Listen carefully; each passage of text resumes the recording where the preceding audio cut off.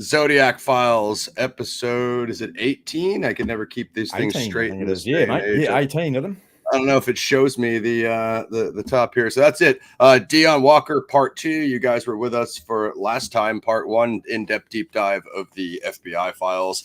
We'll let Dion give us an update on that. It takes a second for the signal to go out, D, so I'm just going to do general updates while people populate in. We got Pixie plugging your channel there. Head on over to Dion at the Zodiac Archive Project and Pixie. Make sure you guys subscribe. More importantly, I want to make sure you guys go and read the One Killer essay, which we'll be deep diving with D. It's obviously in the description of the other video. I can't remember if I put it below this one, but I'll get it there if it's not. Updates of what's going on. So there's a lot of content out there. For once, there's actually, I think, some reasonable things for people to listen to, Dion, because, you know, we get weekly updates with Zodiac, and many times they're quite far off the reservation, right? But I think these ones are pretty reasonable. So Ned DeHaan's got 2 episodes with Butterfield up. Go check out those interviews. Butterfield has 4 appearances on the Consult podcast. You guys can check that out on Spotify. And then they have like a 5th episode, which I was just listening to, which is questions from their audience.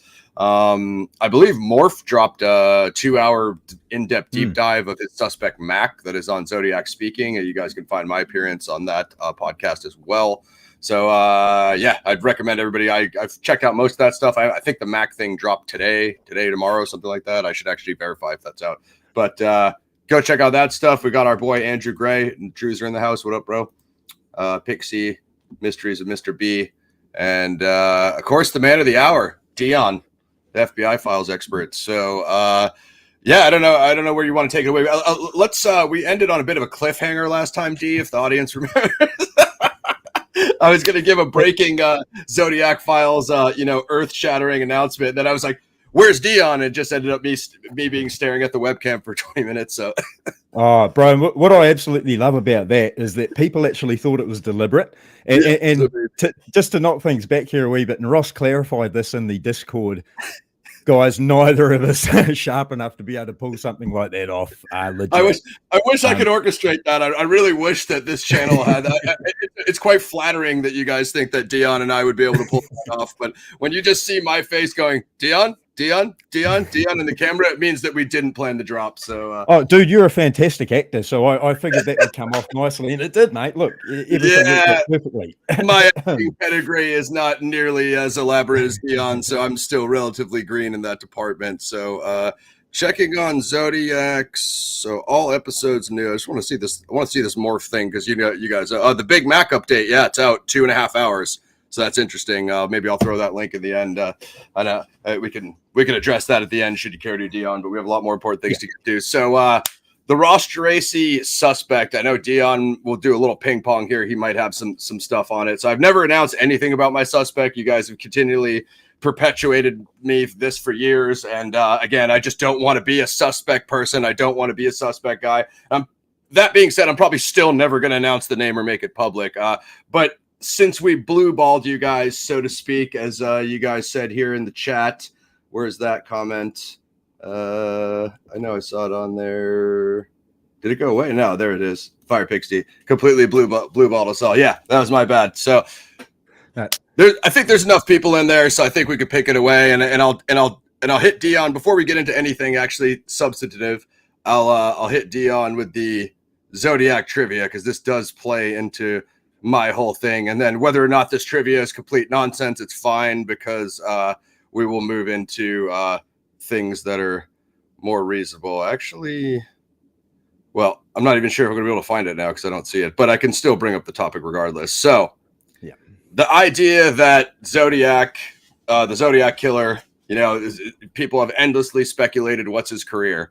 So I've privately bounced it off Dion. So I think there's a lot of credence to the merchant marine theory. I think it just fits a number of things, gaps between both the non-canonicals and the canonicals, the whole naval, nautical, whatever you want to call that, celestial navigation knowledge, Dion. I could totally see that coming from there. And more importantly, Dion being a former Air Force, retired Air Forceman down there in New Zealand, I think he made the best point of all, which is Zodiac working collaboratively in a militarily environment. Like, just look at that guy's attitude that he, whether that is or not his real persona, I'm going to assume that some of it is the actual personality of the Zodiac, right? In those letters does not give me teamwork, team building, I don't get any of that from Zodiac. Let's just say, Ross, I don't think he had works well with others on his report card at school. or any occupational resume that the guy would have. So yeah, I think, I mean, again, you could make the argument that merchant marine, merchant mariner, they obviously need to work with their coworkers in some respect, but I don't think it's like in the same dynamic as like your platoon in live combat of like Marines. Like, you got to cover each other's backs, because Zodiac's just going to stand there, clear his field of fire, and let you get shot in your back, right? He's not actually going to be looking out for you.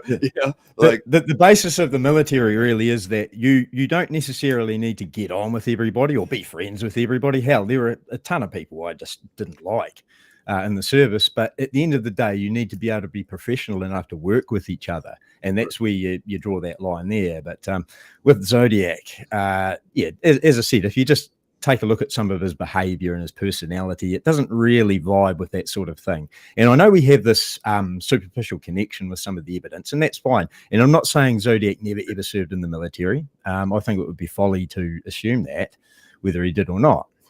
But yeah, I just think that there are ways to mitigate those connections, but also allow for Zodiac's supposed personality type, and the Merchant Mariners tends to support that, and it kind of piggybacks off the work of Michael Cole, and I think he was really on the right track with his research. Yeah, did he mention anything? Because spoiler alert, I've been talking to Mike behind the scenes, and he's going to be coming up soon on the interview series. Does he mention the Merchant Marine theory at all? Well, probably best you get into that with him yourself. I haven't spoken with Michael about it. I've seen his books, and I've looked into Nathaniel Bowditch and the American Practical Navigator handbooks, especially the 1966 version, which I guess if we're speaking about connections to a Zodiac per se, we'd be looking at that specific edition, 1966, because it is the closest to what we're dealing with. So if he was operating in an environment that used that handbook, there are several connections from that handbook that we can look at with regards to the Zodiac case. And some people may remember a researcher by the name of Kyle Jacobson. I know a lot of the Zap guys might remember. I don't know if you've heard that name, Ross, Kyle. Sounds familiar. Yeah, he expanded on a lot of this by looking at some of these connections in that handbook. And what we have is basically there is a description of the Zodiac. And within that description, obviously, are the astrological signs, the 12 signs, like your Taurus, Aries, all of the symbols. Some of the symbols used in Z13 are in there. There is a full description of what a radian is. There is the actual Zodiac cross circle symbol in there several times under several different contexts. Many of the symbols that were used in the Z340 and the Z408 are contained in this handbook as well as Mag N in the Z32 letter, where the Phillips 66 map is there, and he draws that cross circle over Mount Diablo and he writes Mag N. Well, in the American Practical Navigator handbook, it specifically has reference to Mag and N drawn exactly the way Zodiac does it. And these are this is just the tip of the iceberg, really, of some of the connections we're seeing in the Merchant Mariner celestial navigation theme, if it were, Ross. I like it a lot. That's awesome. I'll definitely be getting into that with Cole says him and I have much to disagree about, which is fine, because it makes a much better Zodiac interview when the two people are disagreeing instead of saying, what do you think? Yeah, okay, let's move on. If you just yes each other to death, it's a little bit more. So So I'm going to throw some trivia, some of this Zodiac trivia at Dion. Don't worry, guys, this won't take too long. So question 2, the Zodiac claimed he was inspired by the 32 film Most Dangerous Game, which 2 pieces of evidence found at crime scenes supported this claim. And how did this connection help investigators develop a psychological profile? I forget what he says for the Most Dangerous Game, but again, as I was just telling Dion, he does do the same thing with the Mikado, and he claims that there's a Mikado ticket at a Zodiac canonical crime, and again, that was the first time I ever heard that one. I think that's the first time any of us ever heard that one. Yeah. So I don't. It's certainly news to me, my friend. Yeah. There's no one I ever heard of that told me this. More importantly, there's two. Okay. Maybe I think there's more than like one section, but this one right here was kind of the big one that I was stuck on, in addition to the other thing I'll bring up to Dion. So, which 1966 silent film screening in San Francisco inspired Zodiac's distinctive cross circle symbol, and how did investigators use this connection to narrow down possible suspects based on ticket sales? And I brought this up to Dion before. This is super interesting. This is the red circle, the Le Cercle Rouge, 1966 French film, foreign French film. And then the answer that he gives, like, because, how do investigators use this connection to narrow down possible suspects based on ticket sales? Like, you got to think of what process would even help you to even do that. So he says that it's the Red Circle, French foreign film. And then he says that they looked at like film groups that were either screening this film or, you know what I mean? And like, so I was talking to Dion. I'm like, what do you do? Do you go to every person that entered this film group? Be like, hey, I got to tap down your pockets. Hey, do you have a ticket in your pocket? Like a stub from watching the Red Circle? I wonder, you know what I mean? Like that's just super interesting. I do want to get more into the Red Circle. And I mean, it makes some sense, but it sounds a lot like almost how that dude made the fake Zodiac movie, where they just did the screening and they were trying to get see who came in and drop those notes in the thing. Like, it sounds almost like a similar type of process. And you got to wonder how much, obviously none of us ever really get an update about any of this ever again. Did they find some guy with the Red Circle ticket stub in his pocket, and was he a match for the composite sketch of any of that stuff? So that's, I think, one of the most interesting ones. I forget what he said about the most dangerous game. Obviously, I don't recall like much evidence being left that really resulted, other than the no, it was the Z408 solution, yeah, Ross. Yeah. And where it said, he says that killing man is more fun than hunting down wild game in the forest. Yeah. Not, quoting me or on because man is the most dangerous because man is the most dangerous animal of all. And it's a logical assumption to conclude that he is kind of piggybacking off that movie. Which is interesting, that's not evidence found at a crime scene, though. That's a cipher mailed. That's just something he has written in a cipher and sent. Like, that's as I said, that could mean a million different things, mate. All it really means is that he knows what that movie is. It doesn't. Yeah, right. Yeah, either the short story or the movie, because that's not really definitive enough to be able to decipher both. Just seeing what you guys are up to in the chat, which is not much. Hi everyone, by the way. Hi Cheryl, hi Druza, hi Jerome, and hi Fire Pixie. I think I saw all you guys in there before. How's it going, guys? Yes. She's early in the morning down under, but we're getting into the coffee. It's not a Zap coffee, I can promise you that. A Zap coffee would have him fired up. Oh yeah, no, I won't put you guys through that. So yeah, hi to everyone in the chat and watching. Yep. Does he have? Bloody good to see you. I don't know if he has more than one episode regarding this, but anyway, so the one that I was going to bring up to you is this is super interesting, because obviously we know like the Mikado thing doesn't really have much legs to it, but the other one he said was like basically what, and this is even a more interesting suspect investigation than what he was saying about the Red Circle, was what occupation did people have that they investigated, like their gait, to determine if they were a suspect. And then his explanation was merchant marine, because they have that certain like sailor, the sailor walk when you're at sea, and you have like the rocking back, they have like kind of, so the way I'm going to break this down is like, obviously we have that Falk comment about like a lumbering lope. And I'm like, okay, that's really the only place they could get that from. And did a dude whose headlights beamed over someone for 2 seconds, did he get enough of that lumbering lope to know whether that is a sailor's walk akin to a sailor in the Navy or a merchant marine who would be at sea? And then again, the real follow-up question to Dion, which is, if you get a bunch of sailors and merchant marines, and as opposed to like, a bit of a police lineup, all right, everybody walk forward. I need to see if your steps are akin to how a merchant marine would walk at sea. Is that even a testable theory to see if you can, to see if you can to lock this down? You know what I mean? And again, I don't ever recall any of this stuff in the police reports and such. But I just thought it was so many different factors involved with as far as the gate goes. And just to expand a little bit on what Fouke said, I'm pretty sure he said when Mike Rodelli and Jim Dean interviewed him, he said something about the Zodiac's body shape gave him the impression of a Welsh coal miner. Yeah. And when you think about that colloquially, what he's basically describing is someone who has a working man's body, like a solid sort of I do physical work kind of thing during the day thing. And a merchant mariner, obviously, they're going to be doing physical work as well. And yeah, with the gait, I don't know if to me that's more of a generalization. I think it could be an old war injury. It could be anything. We know he had an awkward way of walking. Rebecca Robbins told the Zap in 2017 that he had an awkward walk, but that she also said that Don Fouke probably articulated a bit better than she could, because obviously he was a lot closer to him and was able to describe it a lot better than she could. So, yeah, it's hard to attribute it to a particular vocation.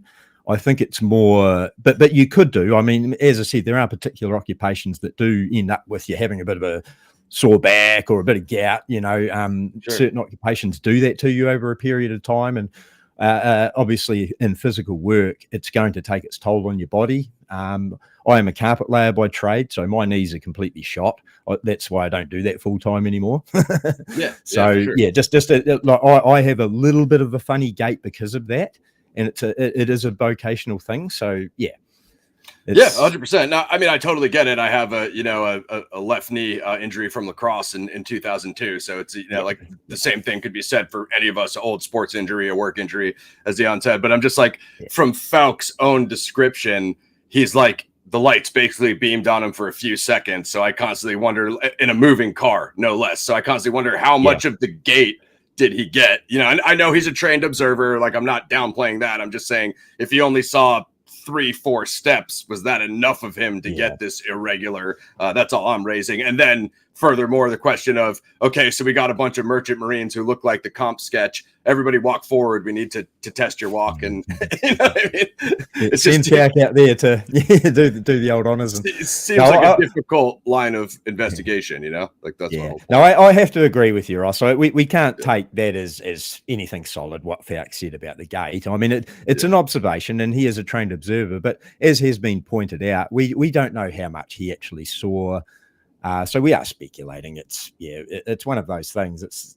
You can go either way with it, really. So we can do is good. All we can do is deal with the observations that he left us, the whole Welsh thing, and the general physical description he gave, which I don't think was too far out of the ballpark, just quietly. But yeah. I mean, I don't mind. It was Craig who actually clarified the Welsh thing for me, because I'm Sicilian, and my mom's side is Irish, French, Canadian, with a mixture of English, whatever. So the same thing could be said about me, like lighter Irish kind of skin tone.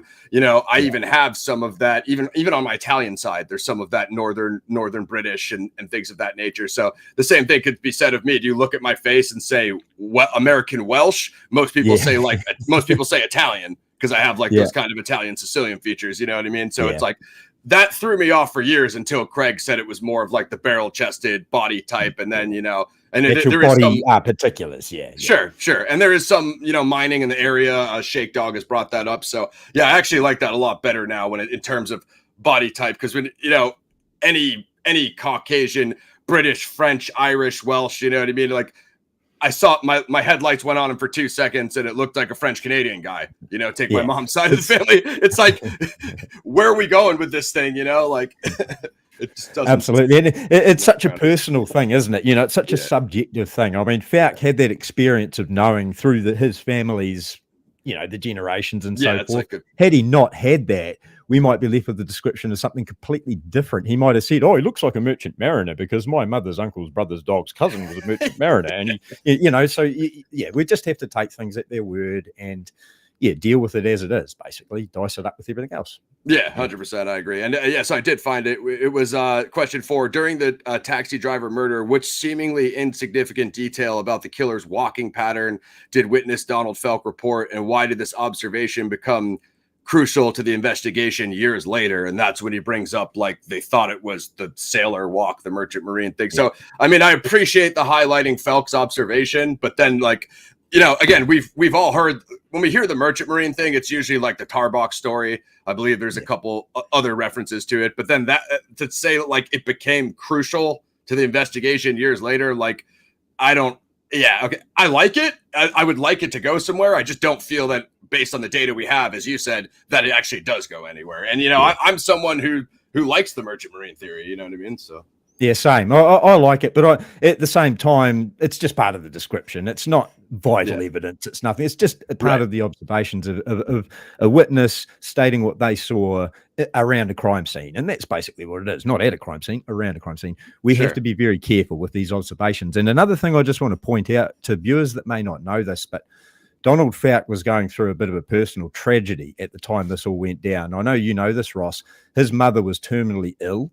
And she actually passed away not long after the Zodiac shot Paul Stein. Actually, it happened between Zodiac shooting Paul Stein and Felk's memo. A week before Felk's memo, actually, his mother passed away. So, yeah, let's just be a wee bit careful about flinging dirt on him. So guys. People cry about Felk not making the scratch a month later, and they like to point their finger at him and lambast him like it's the worst thing. Like, first of all, let's keep it real. The APB of a non-white male, that's probably the worst thing that set the night wrong on Presidio Heights. But yeah, to get on Felk that he didn't do it fast enough. Well, let's keep it real. They already have the description to the Robbins kids, as Dion said. You know, when he does see it, he kind of adds his highlights, you know, slightly different corners of the lips, slightly different crows, whatever you call that, with the hair. So the widow's crest. So, you know what I mean? It's like, sure, like, hey, listen, his mom was terminally ill and died and passed away in the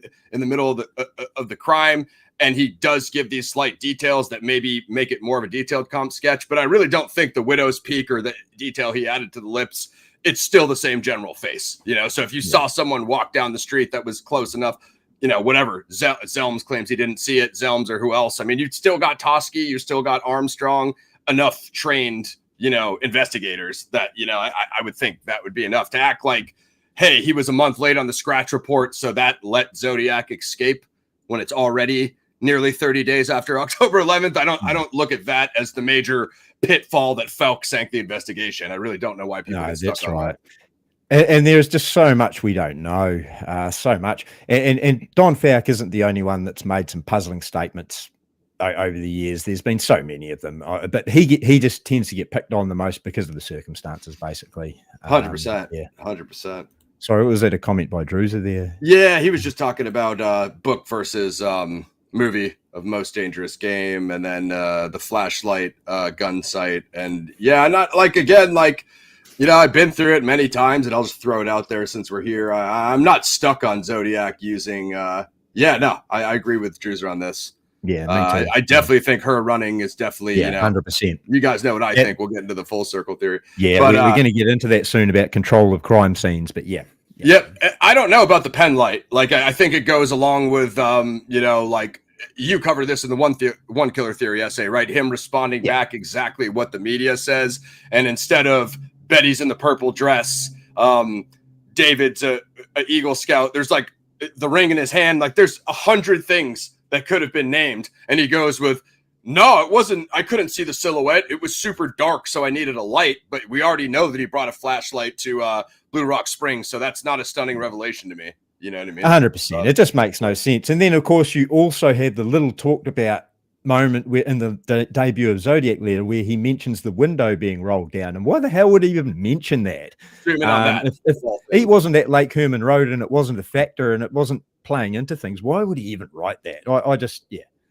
Yeah, 100%. I think it's exactly what you said in your essay, which I want to highlight. I think is one of the better pieces, written pieces on Zodiac material out there. I think it's right up there with Grinnell's writing and Quester Files. I really like Quester Files as well. If we have time, I'll throw out his theory at the end. That's like, you know, of the 100 I've read that are just like discombobulated messes that I don't think pan out in any direction. Quester actually felt was onto something, and he's been following it a long time, so I somewhat trust his judgment, other than random ABC Zodiac website on the internet, which Oh yeah, he seems objective, doesn't he? And that's all you can ask for, is someone that's not pushing a particular narrative, unless they've got evidence that supports that narrative, of course. Which, what I wonder is the gun sight pen light, as you said. What I wonder if that's not him reaching into that Hitchcock museum piece episode and just pulling out another piece of pop culture, like Most Dangerous Game, like The Wheel of Death, like these other things. Like, well, Hitchcock had the guy with the shotgun with a flashlight on it for the dark one time, so I had a light on my gun too. That seems like a very Zodiac thing to do to me. Considering he was so easily influenced by things and wasn't all that practically inclined, right. he did react to so much stuff. So to me, it makes sense that he got a lot of those ideas from movies and comics and that sort of thing. And I prefer to sort of go that route rather than believe that he's been trained in using weapons, because as we're going to get to soon, Ross, there is pretty direct evidence that he was never trained on how to index or do anything, and to make his targets easier targets, basically. But yeah. And I think Drewzer's kind of going along with what we're saying here. He wrote that the window was rolled down because the paper said the door was ripped open. It was further proof of his involvement. So involvement, yeah. And I just want to mention quickly here too. I've seen a lot of senior researchers online say that the window on the Rambler, the passenger side of the Rambler at Lake Herman Road, was down. And the only source I've ever managed to ascertain for that is statements by Pierre Badeau.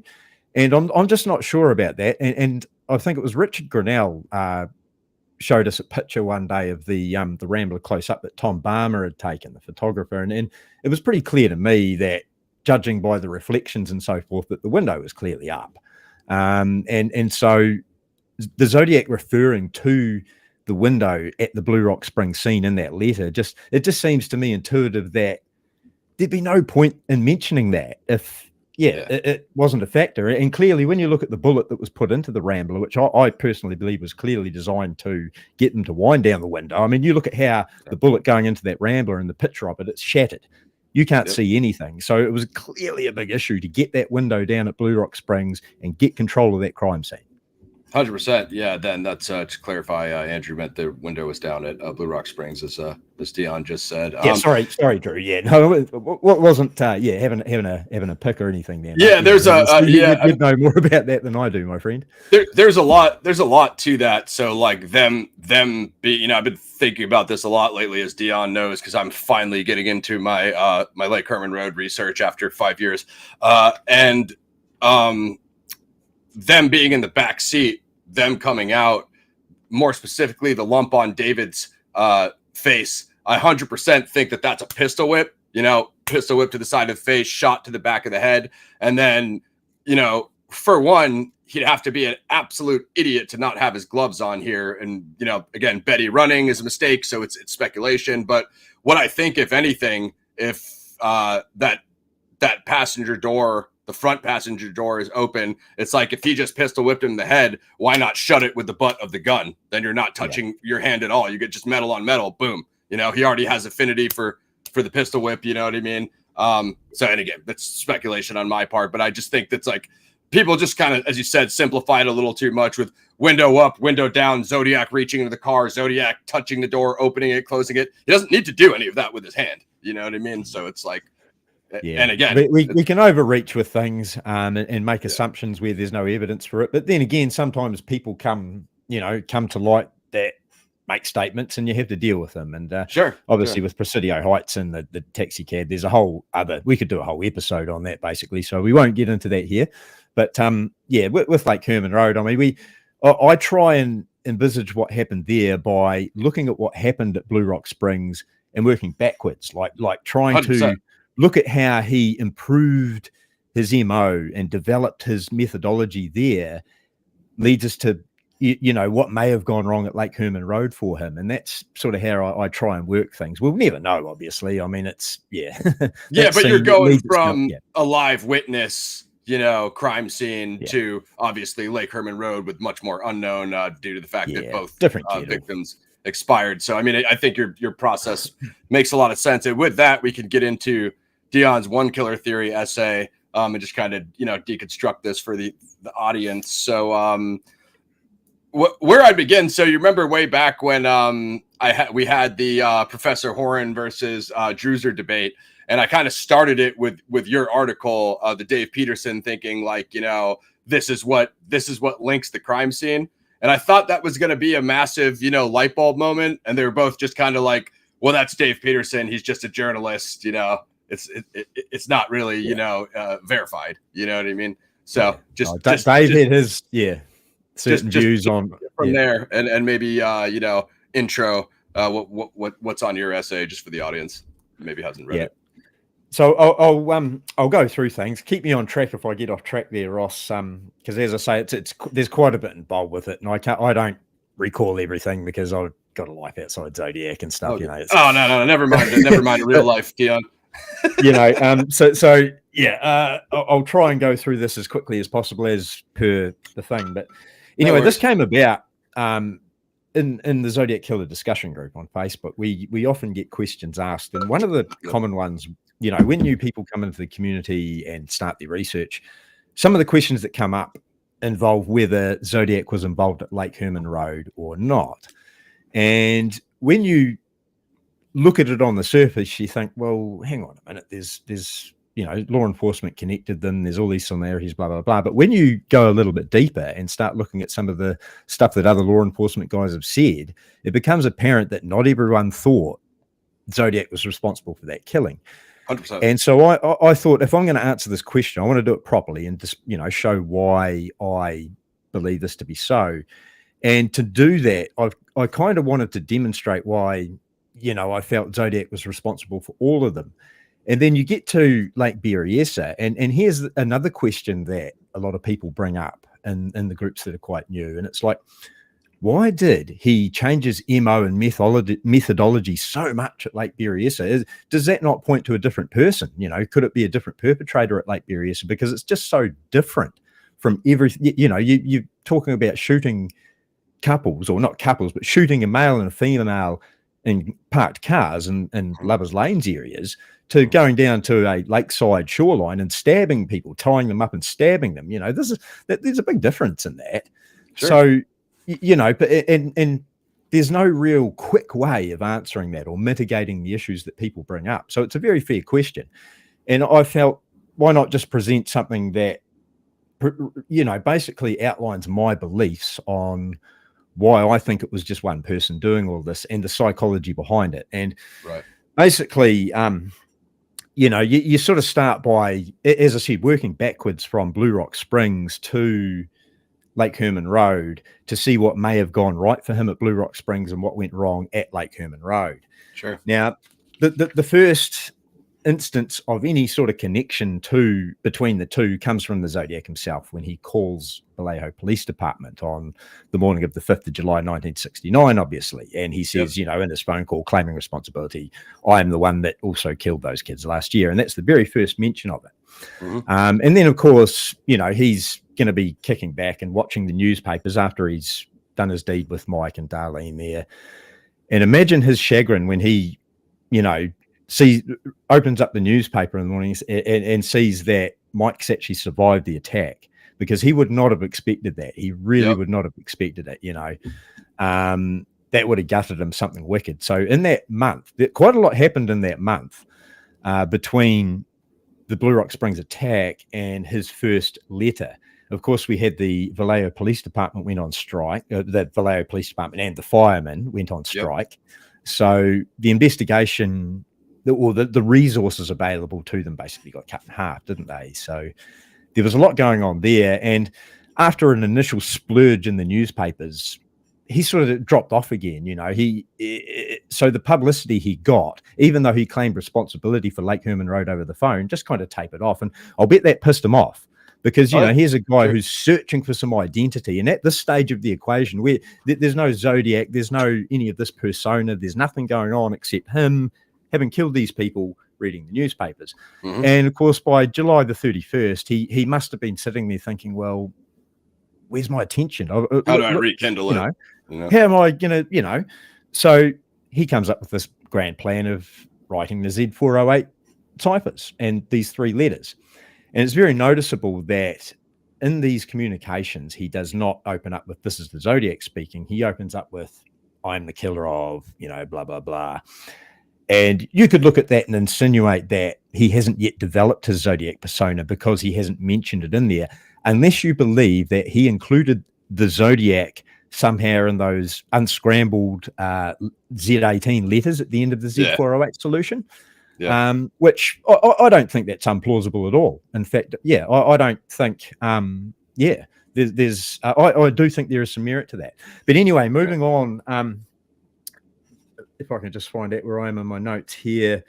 So basically, in these letters, the Z48 letters, the Zodiac is claiming responsibility for Lake Herman Road at the same time as saying he's responsible for shooting Mike and Darlene. And what he does is he brings those 2 up kids last Christmas. Yeah. And what he does is to sort of prove that he's the guy. He lists 4 points, 4 very distinct points about what ties the crimes together. His relation of the evidence from the scene at Lake Herman Road. And the first one is the number of shots fired was 10. The first one was the ammunition was Super X. Mm-hmm. The second one was that 10 shots were fired. The third was a relation of David Faraday's body position. And the fourth was a relation of Betty Lou Jensen's body position. Mm-hmm. So he gave 4 pieces of evidence that he felt would tie tie him to that crime. Sure. And basically, I think, the first 2 you can sort of deal with summarily. He could have easily guessed the ammunition. Super X was easily the most popular brand of ammunition around for 22s back then. It fit most brands and varieties of 22s. So it makes sense. And the 10 shots fired. Now, what's interesting about that too is that there were different reports in the newspaper articles about the number of shots fired and also the caliber. At one point, they believed in the news media that one of the shots had come from a 38, which was, of course, not true. But there was speculation in the media about that. And initial reports also said that there were 4 shots fired at Lake Herman Road, but eventually that was corrected to 10, and that's what the writer did relate. Now, so that leaves us with the last 2, which is body positions of the victims. Now, there's not many ways that wasn't made public. There's not many ways he could have known that. Basically, I think we could nail it down to there's 3 distinct ways he could have learned that information. So either he had access to the police reports, the Solano County and Berryessa police reports, or he either heard it from loose lips oversharing, may have been friendly with one of the investigators or reporters or, what have you in a social environment, or he was actually at the crime scene itself. So there are your 3 options for him getting that information about the crime scene. And the specific one I'm talking about here, guys, is when the Zodiac describes the body position of Betty Lou Jensen, he says she is on her side. Okay. Now, this is a very, very important point to remember, that he says this, that Betty Lou Jensen is on her side. We need to keep that in mind rolling forward. Now, let's assume for a moment that he had access to the police reports, right? And that he got his information about the evidence at Lake Herman Road from there. Now, in the police reports, the first person on the crime scene, first witness on the crime scene, Stella Borges, got there at approximately 20 minutes past 11 that evening. And she observed the bodies. And what happens is she raced off down Lake Herman Road to go and find some help. Mm-hmm. In her statement to the police, she told Les Lundblad on the 24th of December, 1968, this is, a few days after the attack, that she saw Betty Lou Jensen's body lying on the ground on her side. That's how she related it in the police report, on her side. Okay. Now, 8 minutes later, and this is where I was actually a bit off in the podcast and essay. I said probably 3 or 4 minutes. It's actually 8 minutes between Stella Borges leaving the scene and reporting officers arriving at the scene at 11:28 p.m. So I was wrong there. Sorry, guys.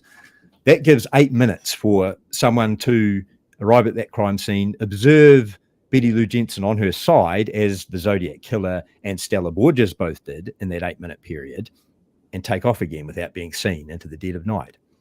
Likely? I don't think so. So basically, you had that 8-minute gap. The responding officers arrived. They report seeing Betty Lou Jensen lying face down. Now, what's happened, and it's clear from the reports and everything else, is that she could have well have been alive when Stella Borges saw her at 11:20 p.m. She's rolled over, face down in death. So that when responding officers turn up, she's now face down, and they appropriately report that. So anyone going into the police reports and trying to relate that information back about Betty Lou Jensen being on her side is going to have to pinpoint Stella Borges' evidence, because she was the first witness on scene and she related exactly what the Zodiac Killer's letter said.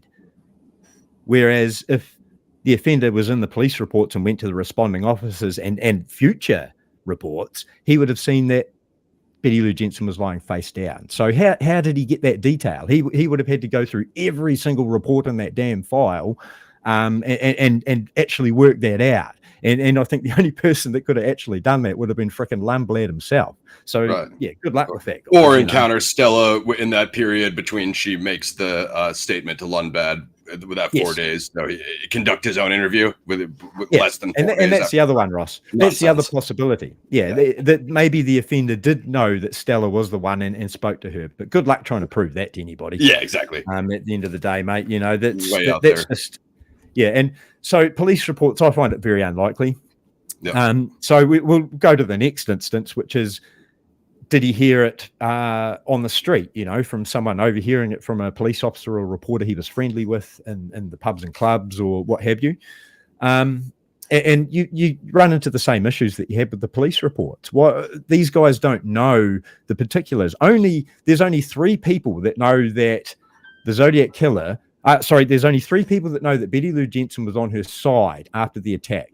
The Zodiac Killer, Les Lundblad, and Stella Borges. They're the only 3. So unless you got that information from Lundblad or Borges, and I don't think either of them were out in the pubs and clubs, you know, saying, oh, we saw the victim on the side, blah, blah, blah. No chance. No chance at all, mate. I just find that so freaking unlikely. So I think we can sort of, remove that from the table, basically. Sure. Now, so the thing is, I'm just going backwards in my notes. So being at the scene, so we've already covered being at the crime scene, obviously, in that 8-minute period where he can't basically, you know, have gotten it there. That would just be some incredible luck. Fortune to just sort of turn up at that crime scene in that time and, oh yeah, look, she's lying on her side, I can grab those details, and I can see David's body position, I'll just grab those details and hoax it later on. It just, there's so many square pegs being bashed into round holes here, it's not funny. Yep. So anyway, he's asked to supply more proof after all of this, and it's quite a hard case here. Jack Stilts is in the media, and I think this is a brilliant piece of proactive work from Jack Stilts. You know, keep the writer communicating, and this is what the behavioral profilers from the FBI tell us about serial killers. Keep them communicating, keep them sending evidence in, and so forth. And gee, didn't that work? And we got a cascade of evidence from him. But this prompting from Jack Stilts, what that would have done to the Zodiac Killer when he goes to the newspapers to read, you know, to get all upset that his material didn't make it to the front page, what would have lifted him up a little bit, lifted his spirits, would have been that Jack Stilts quote saying, hey, write in some more. We don't really believe you, so why don't you supply some more details? Yeah. I think behind the scenes, they kind of knew that he was the killer, but and he'd supplied enough information. I think that was pretty clear, but they just wanted him to write in and tell them more. So he did, of course, and we get the debut of Zodiac letter on the 4th. And what's interesting about the debut of Zodiac letter isn't just what's in that letter, but also what is not in that letter. And we'll get to that in a minute. But basically, So, and in this letter, one of the elaborations that he gives, further evidence for being at that scene, if he had access to the police reports, and this is something you brought up earlier, Ross, if he had access to all of this information, when he was asked by Jack Stilts to provide more info, why didn't he just bang us with all the information that was in those police reports, like the class ring, what David was wearing and Betty Lou was wearing? There are many things he could have provided that were in the reports that weren't publicly known. But no, he decided to tell us about his electric gun sight. Yeah. And here's the thing about the electric gun sight. We know that the Zodiac was responding to newspaper articles. I think Craggle conclusively has proven that in previous videos. Yep, I agree. This was a direct, and I mean direct response, because he actually quoted the statement from the newspaper article he was referring to about Silhouettes on the Horizon by Les Lundblad, back in December 1968. So that's why he brought that up. And the thing about that scene, when he did Lake Herman Road, there's a good possibility that he hadn't thought ahead, I'm going to kill lots of people and send lots of letters. Why would he need to remember scene detail? His 100%. number one priority is get my bullets into my victims and get the frick out of Dodge. Get out He's without not being thinking, seen. Oh, David's got a class ring in his hand. Oh, she's wearing fricking this and that. Blah, blah, blah. That's no big deal. Yeah, 100%. So at the end of the day, that's that just kind of. Yeah. I agree, 100% on Craig on the response to the media, and also what it reminds me of when he gets stuck on the it was too dark out there silhouette in the moonlight comment. So I adapted to a pen light attached to barrel of the weapon. It reminds me of when they said when they reported that he left Blue Rock Spring screeching tires to get out fast. And he has those little quirks, like the same way the silhouette thing affected him when he said, "Oh no, I didn't leave screeching my tires. I drove off slowly and calmly because I wasn't worried about anything." It's like both of those comments are similar. It's like how he was irritated and had those little snapbacks. It's like, and again, you're like, this is the least important thing of both sites. But yet he fixates on them. You know what I mean? Oh yeah, you can just read between the lines and see, as I said, what he says and what he doesn't say. It's just so 100%. Intuitive like that. 100%. So yeah, and as I said, with the Blue Rock Springs attack, we start to see these little refinements. And the very first, what I will say though, just to finish on Lake Herman Road there. Through all of it remains the distinct possibility that he contacted law enforcement outside of public knowledge and proved his involvement some other way. Exactly. There's so much we don't know. They might, law enforcement might have solid evidence that he, was responsible, and we just don't know about it. Sure. That's why I wouldn't get too deeply into any theories, because it could just be boom, smacked in the face just so quickly by anything. Blue Rock Springs, we start to see changes in that scene from what happened at Lake Herman Road. Now, the first instance that we see that the light was an issue at Lake Herman Road is the approach by the Zodiac killer's car. Now, of course, Mike relates that there is a car that turns up, initially and then drives back. And then a few minutes later, he comes back and he's quite sure it's the same car. This car pulls up behind them in such a way that it's shining its lights on them. And it's very indicative. And the person gets out, and Mike says that he's parked with his flashlight shining right into the vehicle. And this guy gets out with a large handheld flashlight in one hand. So that immediately, of course, the people inside the car, you're going to think, oh, that's a cop. Who else would be approaching me at this time of the night in an isolated area with all these lights going? Of course, you're going to think it's law enforcement. So that immediately gets your victims thinking a certain direction. They're not thinking, oh, it's a mad serial killer coming to get me. Or a robbery. They're thinking, oh, it's a law enforcement guy. Oh, shit, we're dealing. We better get our IDs out, make sure everything's cool. So he's instantly put them in a certain state of mind that hasn't got them frantically thinking, oh, shit, there's a serial killer here and he's trying to kill us, like what may have happened at Lake Herman Road. Fight or flight. It may have. Now, it's all about control of the crime scene. And, of course, Mike sees this big flashlight. So instantly we have an improvement on the lighting at that particular scene. So, honestly. Which tends to make me think he did bring it up and made up that story, but as we both said, there's no way to verify it. So I think maybe if he did have the flashlight at Lake Herman, it may have just been exactly what Blue Rock Springs was in his hand. But for whatever reason, he made up that stupid pen light story. You know, he thought he was sounding sophisticated. I don't delve too much into, you know, why he said what he said, but I tend to think a lot of times it's more just like a red herring. You know what I mean? Yeah. I had a pen light. Oh, yeah, absolutely. Okay. I mean, we don't have any living witnesses from that scene. So, of course, he could have had the massive flashlight out at that scene as well. But I just think the behavior at Blue Rock Springs kind of exemplifies that he probably didn't, you know, because if light wasn't an issue there. But anyway, and what we also have here, of course, we had reports from James Owen that he heard gunshots in the vicinity of Lake Herman Road. What we have at Blue Rock Springs. I was going to mention, just because you brought that up, because I was going to mention it. I don't get how there's 10 shots and he drives around the corner and he says he maybe heard one shot. It's just like, hey, I haven't been there to test the sound. So, but it just, I don't understand why it's like a 5 to 6 minute window. And then he only hears one out of the 10. And then again, to convolute the muddy waters further, Frank Gasser and Connolly out there hunting. I don't know what shot he heard. Was that the hunter shooting a raccoon? Was that Zodiac shooting Betty and David? Exactly. You know, like I have no read on that. You know what I mean?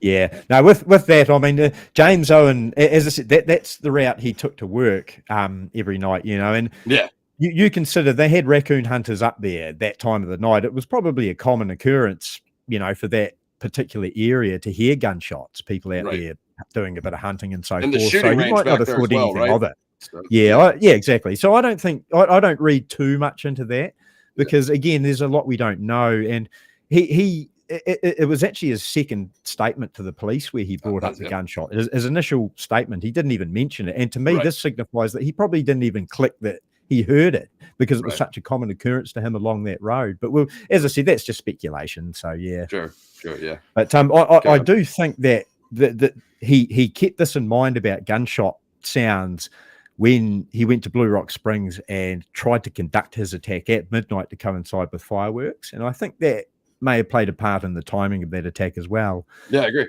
Yeah, 100%. So, I totally agree. I mean, we could get into the dude that was the caretaker's son that lived in the house, you know, what he heard and whatnot. But and again, that will somewhat play with some of the stuff that we'll talk about with the full circle theory as well. But 100% I agree on the sound. Yeah. Now it just helped, you know, that little bit of every little bit helps kind of thing. And all of these little improvements to his MO, they're just helping him to control that crime scene. He gave himself every possible advantage. So just to rattle them off again, at Lake Herman Road, we had witnesses say that we had cars parked next to each other and there was no illumination at all. At Blue Rock Springs, Zodiac parked his car right behind the victims, basically. Well, not right behind, but at such a way where the lights were flashing, and he had a big handheld flashlight. So, big difference there. At Lake Herman Road, he claims he had the electric gun sight taped to his gun barrel, and at Blue Rock Springs, he had the big flashlight. Lake Herman Road, the victims were found outside the vehicle, and at Blue Rock Springs, the victims were very much found, they were shot inside the vehicle, you could say. They weren't found. Like Mike was outside, obviously, and he was found, but they were shot inside the vehicle. We know that much. At Lake Herman Road, a 22 caliber handgun was used, and at Blue Rock Springs, a 9mm handgun was used. Increased stopping power, and I think this is also a reflection of his inability to be able to control the crime scene. The fact that he used more bullets than he probably would have liked to stop Betty Lou. As I said, that's just a speculation thing too, but he clearly wasn't happy with the stopping power of the weapon he had. But for one reason or another. And real quick on that point, that really says to who was bringing this up? I don't know if it was Drews or Grinnell, but driving around, stalking the locations, and maybe have a firearm with them, planning to do this for days or weeks, but not necessarily prepared to do it in the moment. Like you just saw them there and had the 22, so he's like, I'm going to try it, you know? As opposed to more prepared at Blue Rock. You know, and I see, Drew's comment there. I think he planned to kill people at night in 68. He may well have been prepared with a flashlight as for it being affixed. He later proved himself a handy, resourceful fellow, and I would agree with that too. It is as much as he, in a very criminological, practical sense, he lacked in a lot of places. He also was quite proficient in a lot of places, and Drew's brings up a good point there about how, you know, with the flashlight taped to his gun, he would have been prepared for any eventuality. I mean, if you're going out in your vehicle and trolling for victims, then you're going to be prepared to some form or fashion. And I think in the first 3 attacks he actually was. I'm not so sure about the 4th one, but definitely in the first 3, I think we have elements of planning and definitely a pre-existing notion towards killing people in those. Premeditated. Sure, absolutely. Yeah, premeditated. Sorry, but England is bad sometimes at this time of the morning. More coffee required. Maybe it needs to be a Zap coffee. No, you're killing it. but yeah, but the thing is, with these factors in mind, basically, would you find it easier to consider that Lake Herman Road was this killer's first, or Blue Rock Springs was their first? With all of these factors in mind, I just find it easier to believe that the guy at Blue Rock Springs was learning his lessons from what happened at Lake Herman Road. 100%. And that just makes a much easier narrative for me to be able to follow than a hoaxer. Square peg, round hole, boom. That's basically what it is. And of course, he was blissfully unaware that he'd left the victim alive at Blue Rock Springs when he went away. I've killed these 2 kids, and I killed those 2 kids last year. And then we get the debut of the Zodiac letter saying how upset he was at not being on the front page and all the rest of that. Hurt ego. Prompted, very hurt ego, mate. This is the thing. We could imagine his horror when he picks up the paper and someone survived the shooting, he would have been absolutely gutted. I don't think it bothered him so much about being witnessed. I think it bothered him more about just not being able to kill his victim. Now, when he picked up the paper on the 7th of August and he learned that Mike couldn't identify his attacker, he would have been pretty relieved because, Mike did say he didn't get that good a look at him. He saw him in profile and couldn't really, say he could identify him. Round face, glasses, doesn't help you. Yeah, the usual descriptions that we get from the police reports that have been over 1 million times. And so his first job is, he's got to rectify that press attitude, and that's what happens with the Z408. He cleans things up in that fashion. And I mean 7th July, not 7th August, sorry, 7th July for that article that he read about Mike, not being able to identify the killer, just clarifying that. And the Z408, wasn't that a beautiful distraction? Yeah, it really was. Absolutely. Except it didn't really work. The newspapers didn't print him on the front page. He wasn't really a success with these letters. Even the debut letter didn't really garner too much for him. Now, when he sent in these letters and he was watching the front page of the newspapers, what was actually going on the front page, as Craigle and many others have alluded to, was something completely different to what he was wanting. We had the murders, the frenzied knife murders of Kathy Snoozy and Deborah Furlong, which were later attributed to Carl Werner. He actually confessed to and was convicted of those murders much later on. But at this point, they were still unsolved. And Zodiac would have been watching the newspapers and watching this all on the front page unfolding and thinking, oh, wow, gee, I'd love to take credit for these, but no one would believe me because I've never killed anyone with a knife before. And then after this, a double whammy hits Zodiac on the front page and in the newspapers. And the first of that double whammy is the Manson murders. As you know, the Tate LaBianca, the Sebring, or that whole scenario was completely and utterly right through the newspapers. The whole Sharon Tate scenario. And Zodiac would have been looking at this, of course, and thinking, crikey. So that's how you get on the front page of the newspaper. Absolute madness. But at the same time, this was happening. His infamous Z408 cipher was being solved by a private citizen, a school teacher, no doubt. Not by the Navy cryptographers, not by the FBI, not by the high up-ranked, law enforcement guys, a friggin' school teacher. Oh, how embarrassing for you, Zodiac. A private citizen broke your code. And imagine that combined with everything else being on the front page except him. Of course, he's going to feel pretty left out, isn't he? He's going to think, no one takes me seriously. This is crazy. I'm the star, and I'm pushed aside by all these other narratives. By everything else. And what he'll be looking at in the Manson side of things, again, this is something else that Craigle brought up nicely in his interview, was he took direct inspiration from this. A lot of people wonder about Zodiac's motivation, methodology, and why he changed it so drastically at Lake Berryessa. Go and look at the front page of the newspapers in early August 1969, especially the Examiner, where Zodiac had sent his debut of Zodiac letter to, or had intended it to go to. That's where you're going to find some answers to this big shift in MO. Zodiac was learning how to get himself on the front page of the paper. Mm-hmm. That was what he was doing in that particular time. And he was developing his plans. And I think it's at this point he started, developing that whole fantasy about how things were going to go down from that point on. And he knew that if he went out there and he killed some of his victims with a knife, he could start claiming credit for previous knife murders, so that if those Snoozy and Furlong murders hadn't been solved by the time Zodiac performed his knife murder, he could claim those in a later letter, very superficially, not say, I killed these people, but leave a very indirect reference like he did in a later letter and have people wonder about it. And people are still wondering about it 60 years later. So it worked, didn't it? Yeah, absolutely. But that was his whole thing during August, was like, they're not taking me seriously. I'm not getting on the front page of the paper. Why? Oh, so that's what's on the front page. Boom. And this is when he starts planting the seed about what he has to start. He realizes at that point, if he wants to get on the front page, he's got to do something drastic and get completely and utterly out of his comfort zone, which I think Berryessa really was. But in saying that, we also have the little matter of it being kind of connected to the 1963 Gaviota crimes as well, Ross, which, as you well know, that's something we're going to get into very soon. So, and at this point also, I just want to point out the very kind of quasi-friendly tone of the letters that he's sending. Oh, dear editor, this is the Zodiac speaking. I hope you're having lots of fun, trying to break the code. And don't worry, you'll when you break it, you'll have me, blah, blah, blah. Very friendly, very casual, not really all that serious. No wonder they weren't taking him seriously. So just keep that in mind going forward as we go forward too.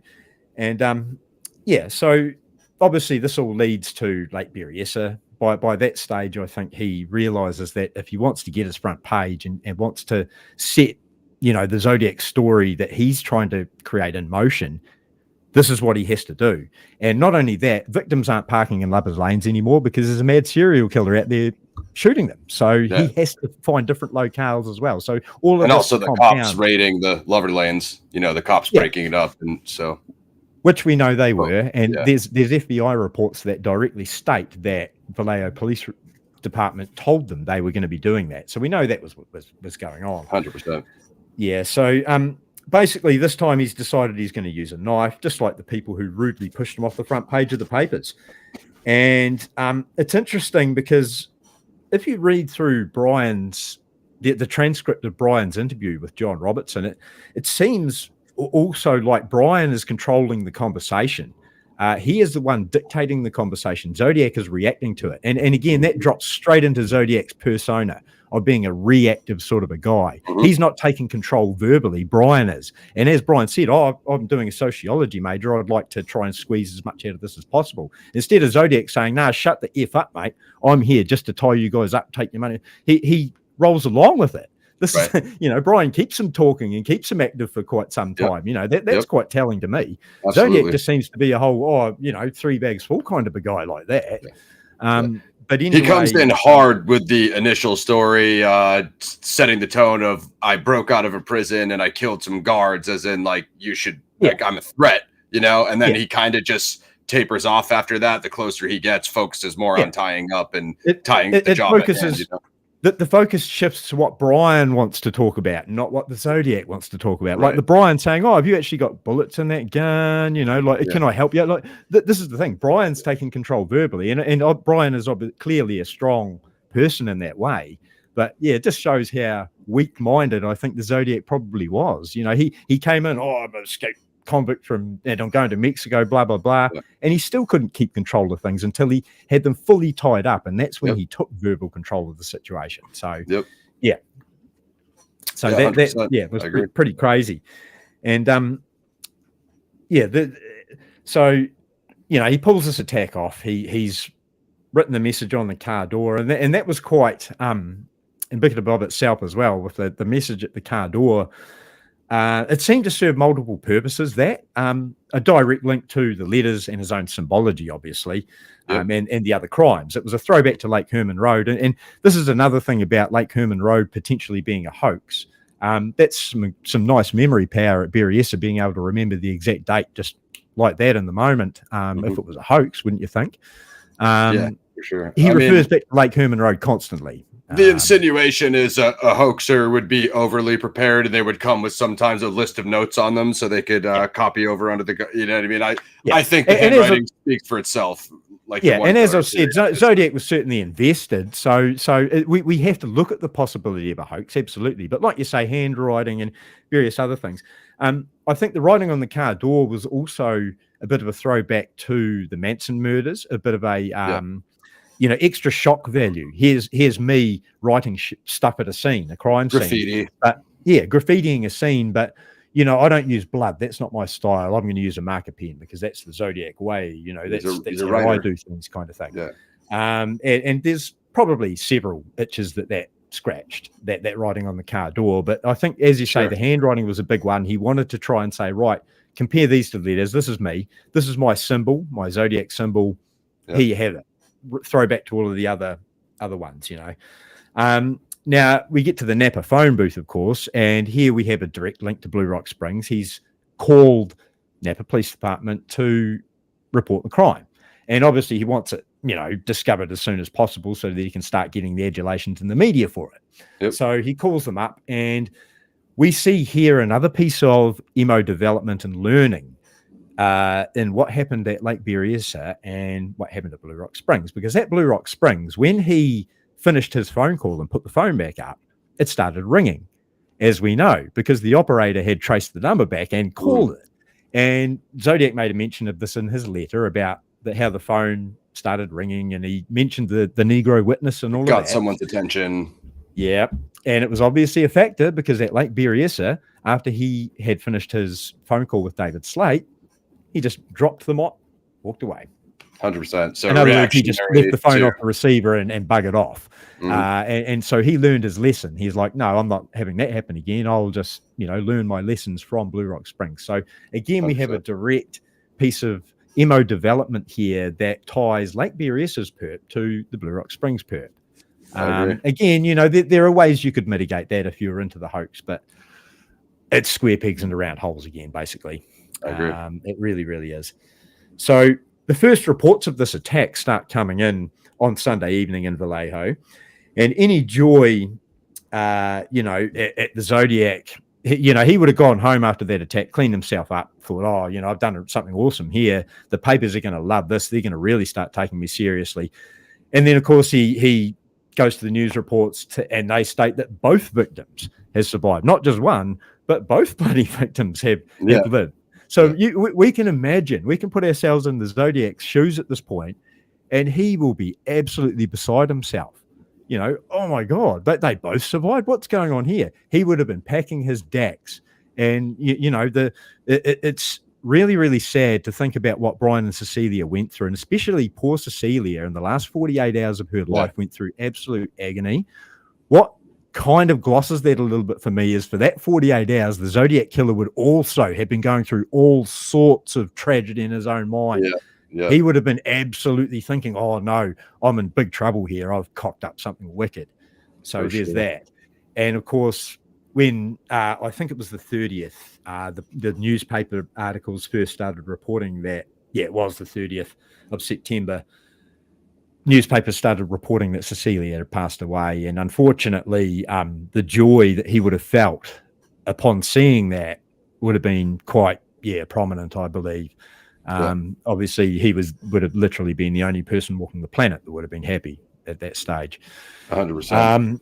And of course, he's still living the nightmare, though, because Brian is alive and well. And we're getting constant reports of, his well-being in the hospital and in the newspapers. And of course, we know Zodiac is watching this and he's invested in this entire thing. And we can, you can put yourself in his shoes and know what he'd be feeling at this stage. Looking back through his history of attacks, leaving witnesses alive, the newspapers aren't taking him seriously. They're not putting him on the front page. his victims, yes, okay, Cecilia died, but Brian's still living.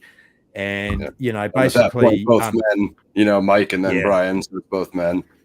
Yeah, exactly. He's failing to shoot the men.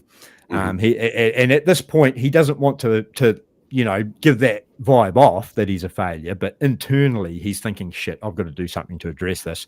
And the catalyst for that, in my opinion, is the 10th of October, 1969, of course, when newspapers report that Brian Hartnell has walked out of hospital. And you'll never, at this point, my research convinced me that the shooting of Paul Stein on the 11th of October is a coincidence. I think he knew once Brian Hartnell walked out of Queen of the Valley Hospital on 10th of December 1969 that he had to get control of the narrative back.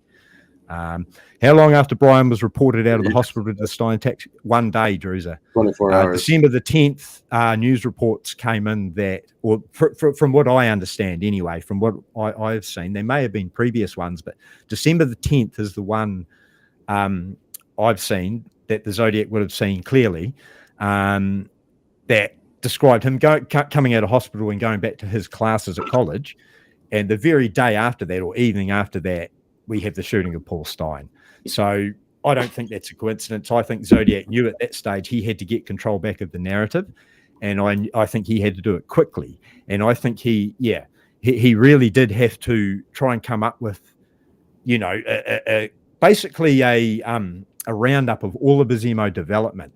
So the next attack at Presidio Heights, what we're seeing here now is the involvement of his MO to the stage where he is still taking risks, but he's mitigating a lot of the things that went wrong in previous attacks. So he's not bringing his vehicle to the attack anymore is probably a big one. He obviously knew that the vehicle being at Lake Berryessa was an issue. Also at Blue Rock Springs, he's had reports of vehicles. He's got tire track evidence, all the rest of this being left. So he figures, right, we'll take that out of the equation. I won't involve my vehicle. Sure. The other thing he has obviously decided at this point is that more than one person is too much for him. Couples, no, I can't control couples. It's got to be one person. Yep. I have to select one victim and I have to try and get control of that crime scene. So what he's obviously felt, and I don't know whether he planned this right at the moment he read that newspaper article or whether he impulsively did it just on the night on October the 11th in San Francisco, but he's obviously decided at some point in his thinking at this stage, cab driver. Perfect.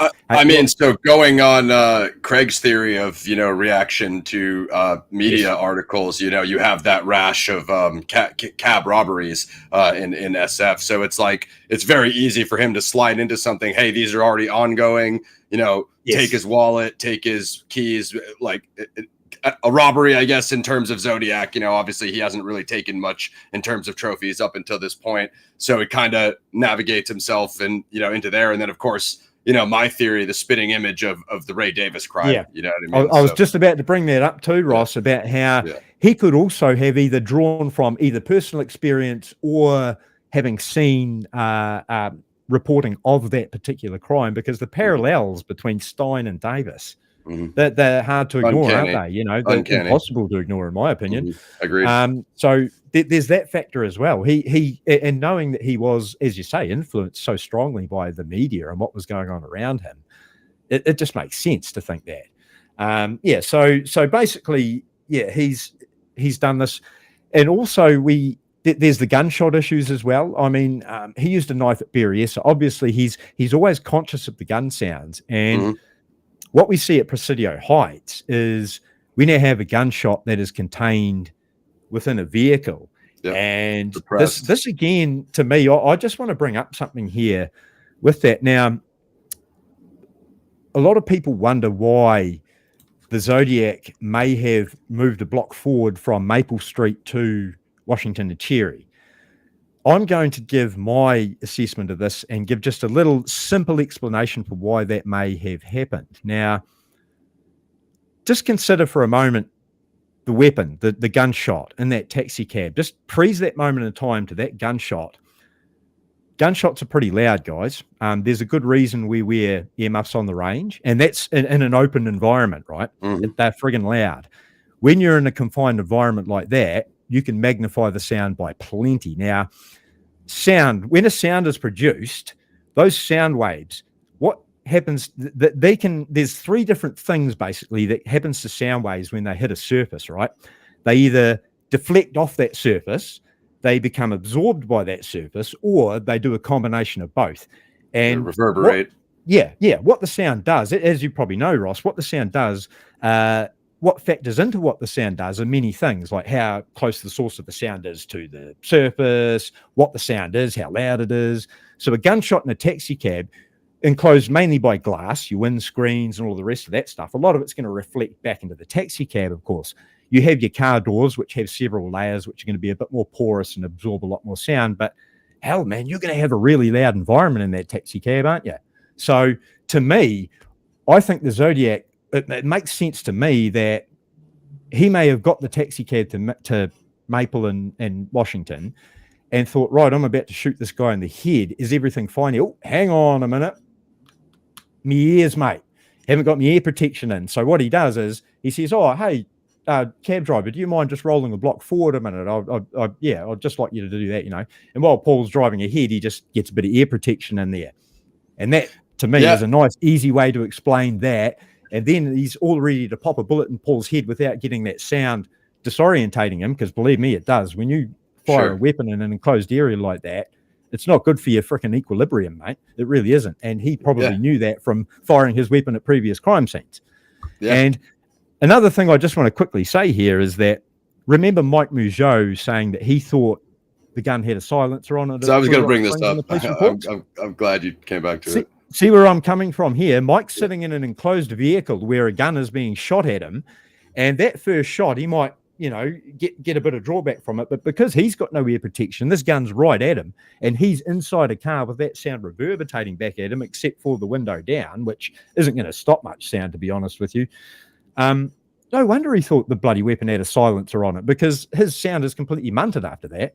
So, yeah, boom. Andrew...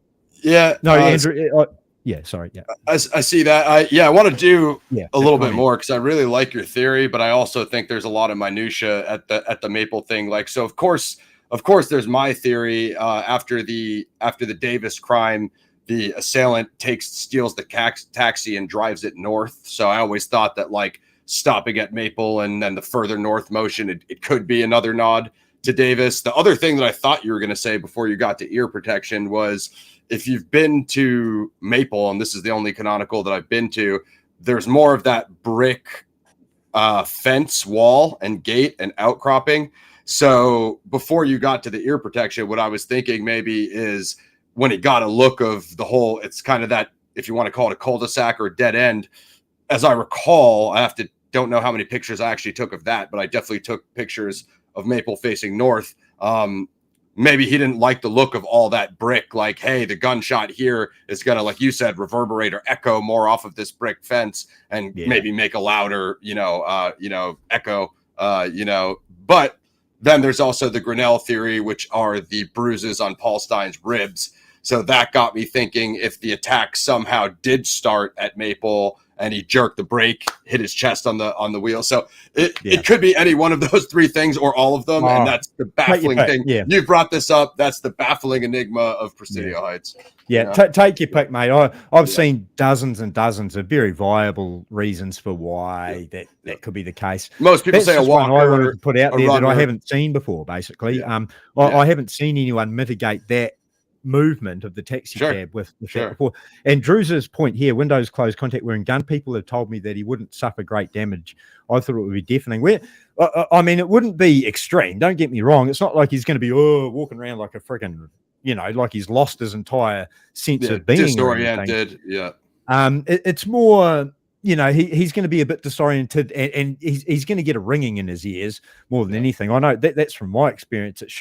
Offloading weapons in confined spaces, it's not good for your equilibrium.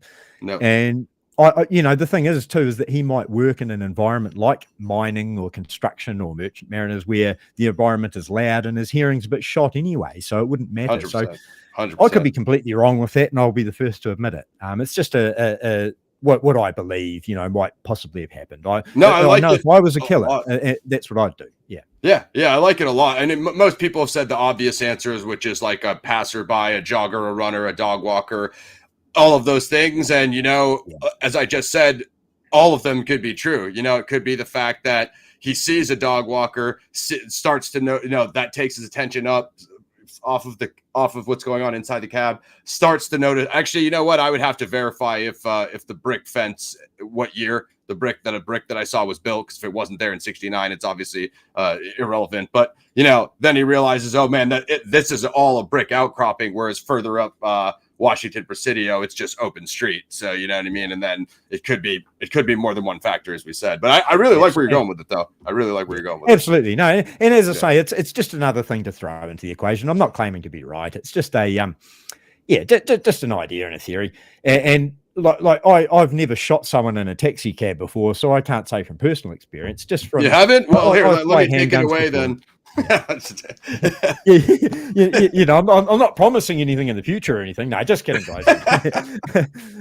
But yeah, as I said, in controlled environments that I've operated firearms in, it's just different. As I said, we have air protection, and I have fired a weapon without one before in the open air, and gee, that was bad enough. So I could imagine. Yeah, I've done both. Yeah, it's tough. It's definitely tough. And then furthermore, to your one killer theory, parallel MO to the David Faraday behind the ear shot, muzzle burns, and then just like what Druser just said, gunshot residue, or the muzzle burns from the shot. So I mean, it's that similar shot to the head, and I would also argue similar to that headshot to Johnny Ray Swindle. Yes. Yeah, no, that's a good point too, and especially between David and Paul Stein, I think that's a good point between the contact point of the wound there, and also with the Swindles, that's another interesting correlation there. And I'll just quickly say that I think the Zodiac would have probably been aware of that one as well, and at the very least aware of that one as well. Yeah. Anyway, either secondarily or primarily. Yeah, I agree. As I say, either through personal knowledge or some other way, probably media. For sure. The only other thing is, I don't know what you have next, but obviously he writes a long narrative of hiding in the bushes and the dogs and the motorcycles. That me personally, like a lot of people point to that as evidence. Like, well, he was definitely listening to the whole investigation. Like, I don't see any reason why he couldn't made the majority of that stuff up. I mean, if you shoot someone in an urban neighborhood, that cruisers are coming with lights on, with sirens on. Like, most of that is just common knowledge, right? So, what I'll do, this is basically the end of this narrative anyway with the theory, but what I'm going to do is firstly touch upon the Stein letter that was postmarked on the 13th of October. It turned up a couple of days after the attack, the first one, with the bloodied shirt. Now, notice the difference in tone between that letter and the previous letters he'd sent. The previous ones, oh, dear editor, this is the Zodiac. I hope you're having fun, blah, blah, blah. Yeah, all polite. That's all gone now. That is all. He is now serious. He is business. This is the Zodiac speaking. I murdered the cab driver the other day. The dogs could have got me, blah, blah, blah. He does all this stuff, says all this stuff. Then he makes a threat to school children again. Yeah. And then that's it. Just blunt, straight to the point, blah, blah, blah. The cops are crap. Here's a further threat. Gone. Complete change of attitude now. Yep. He knows he's got their attention with that piece of bloodied shirt. He is taking things seriously now. So they're now taking him seriously. And it's very noticeable that only a few days after that, the media start calling him the Zodiac instead of Cypher Slayer and Cypher Killer. Everything changes once that letter turns up. Yep. And of course, we had that month until the next one turns up. And everything's happening in the investigation. As we know, Ross, at that point, when San Francisco Police Department become involved, everyone starts working together. They start having meetings. The evidence starts getting collected and collated, and the investigation starts working together. And the Zodiac sees that. And of course, another thing that happens at this point in the investigation is that people are starting to want to be the Zodiac killer. And what I'm referring to here is the Dunbar Show. People are now starting to impersonate him, and that's a big thing for him. That's what he wants. He wants to be a hero. He wants people to be on the Zodiac too. So that's part of his mission now accomplished. He's got enough celebrity and enough credibility with law enforcement, the media, and the public to, that people are wanting to be like him. And so Great what does he observation. do? He decides to sate his fans, and he provides the bus bomb letter and the Z340, where his creativity starts going to a different level. And it's at this point, Ross, my personal opinion, at this point, as you alluded to just before, this is when he starts bringing out the BS in copious amounts, because he's got their credibility. Yeah. Now they'll let him say anything. So. Yeah, they're taking him seriously. So if he says they're not my fingerprints on any of those surfaces, they're probably going to believe him. If he says, I bought my weapon out of state, or I did this and that, they're going to take him at his word, because they're now taking him seriously.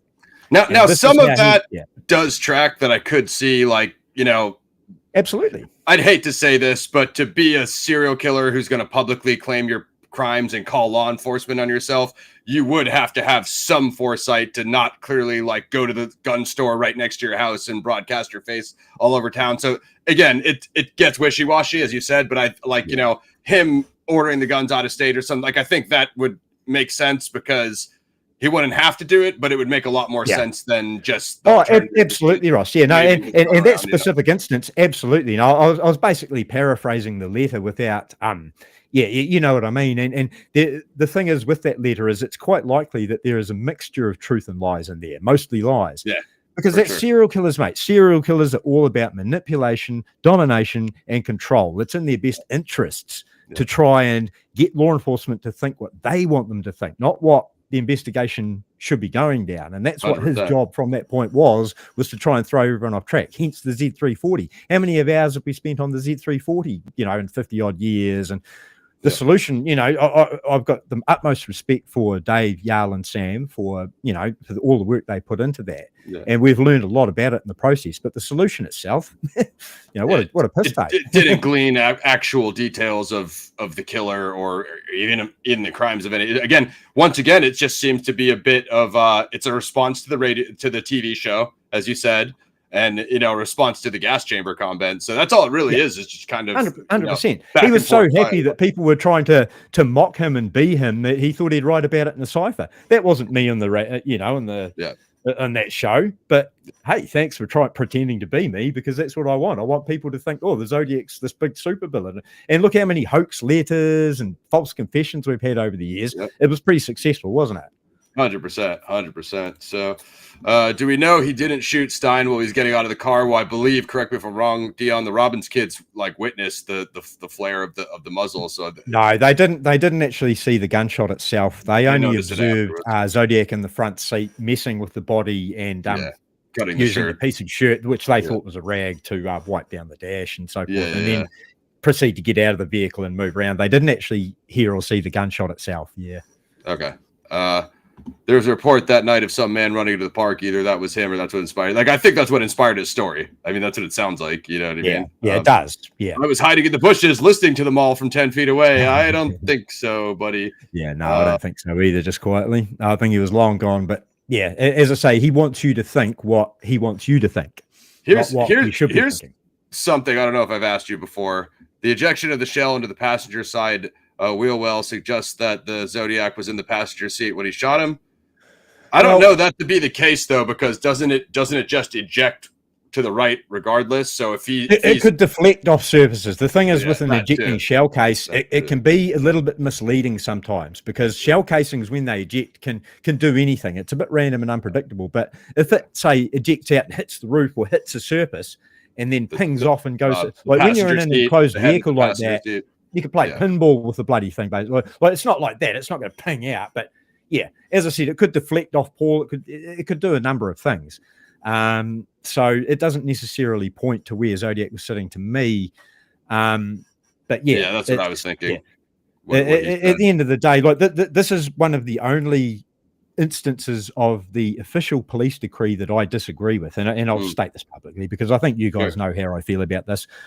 I personally don't think Zodiac was in the passenger seat of that vehicle when he put the shot into Paul Stein. That's just my personal opinion, and I fully admit that I could be completely wrong about that. Yeah, same here. Because the official decree actually has him in the front seat. So this is one of very, very, very rare instance where I disagree with the official statements on this.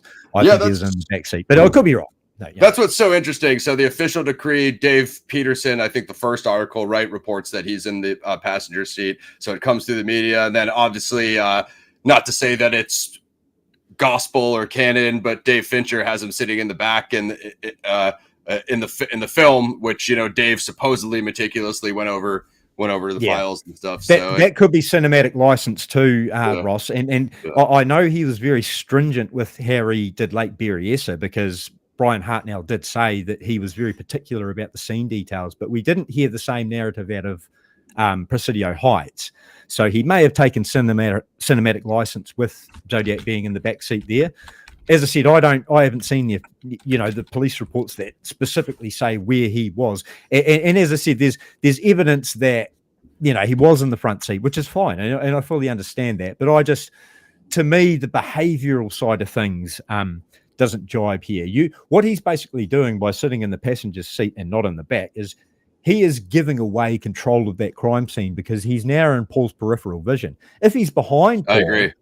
He's in the rear view mirror, sure, but he can do things out of view. Like he can, get his weaponry, do whatever he has to do with his hands out of Paul's view. He has much better control of that crime scene. And what's the Zodiac all about with his emo development through these scenes? Crime scene control. So to me, yeah. Good. Right. I was going to say, if you go back to my theory, which is like the recreation of the Ray Davis crime, the killer of Davis was sitting behind him, shot him through the seat in his chest. He knows that works, like you said, whether he read Davis in the newspaper or did it himself. So why are you going to put yourself right next to him where he can reach off the wheel, grab your gun or whatever? It's just more of a difficult shot to somebody that has their back to you while they're driving and they're following your directions and your orders. Like you said, it's pretty. Yeah. Look, we could get into a lot of different factors with the gunshot and everything else. I think we'll move on though, because there's other things to be talking about. As I said, we could argue that all night, but 100%. But anyway, and as I said, the letter to Melvin Ballai is the last thing I'll just bring up here. And again, he mentions very clearly the word control several times in that letter, which to me is what he's all about. He's now got control of the narrative. People want to be him. And while he gives this big impression of being, I could possibly take 9th or 10th victim because I'm all upset and blah, blah, blah. I think at this stage, he's starting to look at the next phase of his whole Zodiac thing now. And personally, you know where that goes for me, Ross. I don't think he kills anyone else after Stein. But, it seems clear where his mindset is in that Ballai letter at that point. And as the publicity dies off, it's like, it's almost as if he gives up, isn't it? He's still sending letters 100%. And communications into the future, but we just don't get that same level of commitment and, backup of the persona that you'd expect from a serial killer like that. Something obviously changed in his life. It's and I think also he ages out of it. I think it's probably a number of things. You know what I mean? As you said, he just realizes that killing people is not as easy as what he thought it was. In the crime 100%. Magazines, these guys, they get away with all these murders. It looks easy in the films and the comic books, but when you're out there in real life with a friggin' gun in your hand, not so easy, is it, mate? 100%. Not that I know from experience. Just putting that out there. I could agree more. No, it's amazing work, man. I definitely want everybody to go read your essay if they haven't. With that, let's get into this full circle theory. So I think it's probably best if we go chronologically, because we just went to Stein, and this was something I had meant to do in my Ray Davis episode, and I just had kind of forgot to do the side by side Davis and Stein crime parallels. It's probably something I'll revisit when I do episode 8. As Dion said, Presidio Heights is just a insane convoluted mess, but maybe I'll muddy those waters further by putting some Ray Davis comparisons into it. So with Davis, we have the phone call before, the phone call after. We have nearby military presence, which is brought up a lot with the canonicals. We have the Camp Pendleton Marine Base. We have the political element of dumping the body between the former and current mayor of Oceanside. And then I don't know if you saw my last panel discussion where that, you guys know I'm big on the movie theater theory, the movie reference theory. So that current mayor of Oceanside, Dion, he was a former movie theater owner that him and his wife owned a theater in Oceanside. So it goes to say, we know how Zodiac was spending his time watching a lot of movies. If he was stationed in Pendleton or Southern California, did he did he familiarize himself with that movie theater? Did he have a bad experience with the owners? Did he come in contact with that former owner who then becomes the mayor? And he's like, hey, I don't like how this guy treated me or whatever, some bad interaction, who knows, because it was him and his wife. So it could have been either one of them, and then it just, it seems to dump Ray Davis's body there. Not that any of us know what it is, but it seems to be some reason, No, it does, doesn't it? It almost seems like there is some sort of direct influence there with that, isn't there? A knowledge, the sort of knowledge that you would have from being not necessarily involved, but involved in the location, like being in that area, which, would tie in with him having grown up in Southern California. And I think, you're making a good case to say that that's a distinct possibility. What I tried to find out was which party was the former mayor and which party, was it left versus right, red versus blue. Unfortunately, Oceanside had a convoluted system at the time of how people, it wasn't just like like a presidential election, you nominate the president and the vice president, they go through the selection and then they win the nomination, go on to the election. It was more like a board or a panel. So it was a different type of system, but I wasn't really able to come up with anything there. But I mean, extremely striking. So obviously Dion brought up the brand was Super X Winchester ammo. Obviously, you all know what I think of episodes 1 through 4 of the Zodiac Files, that it carries on from Davis to Gaviota Beach, which Dion mentioned. That's Dominguez Edwards, again, 22 long rifle, and then to the Swindles as well, everything but Sherry, to Lake Herman Road. Now,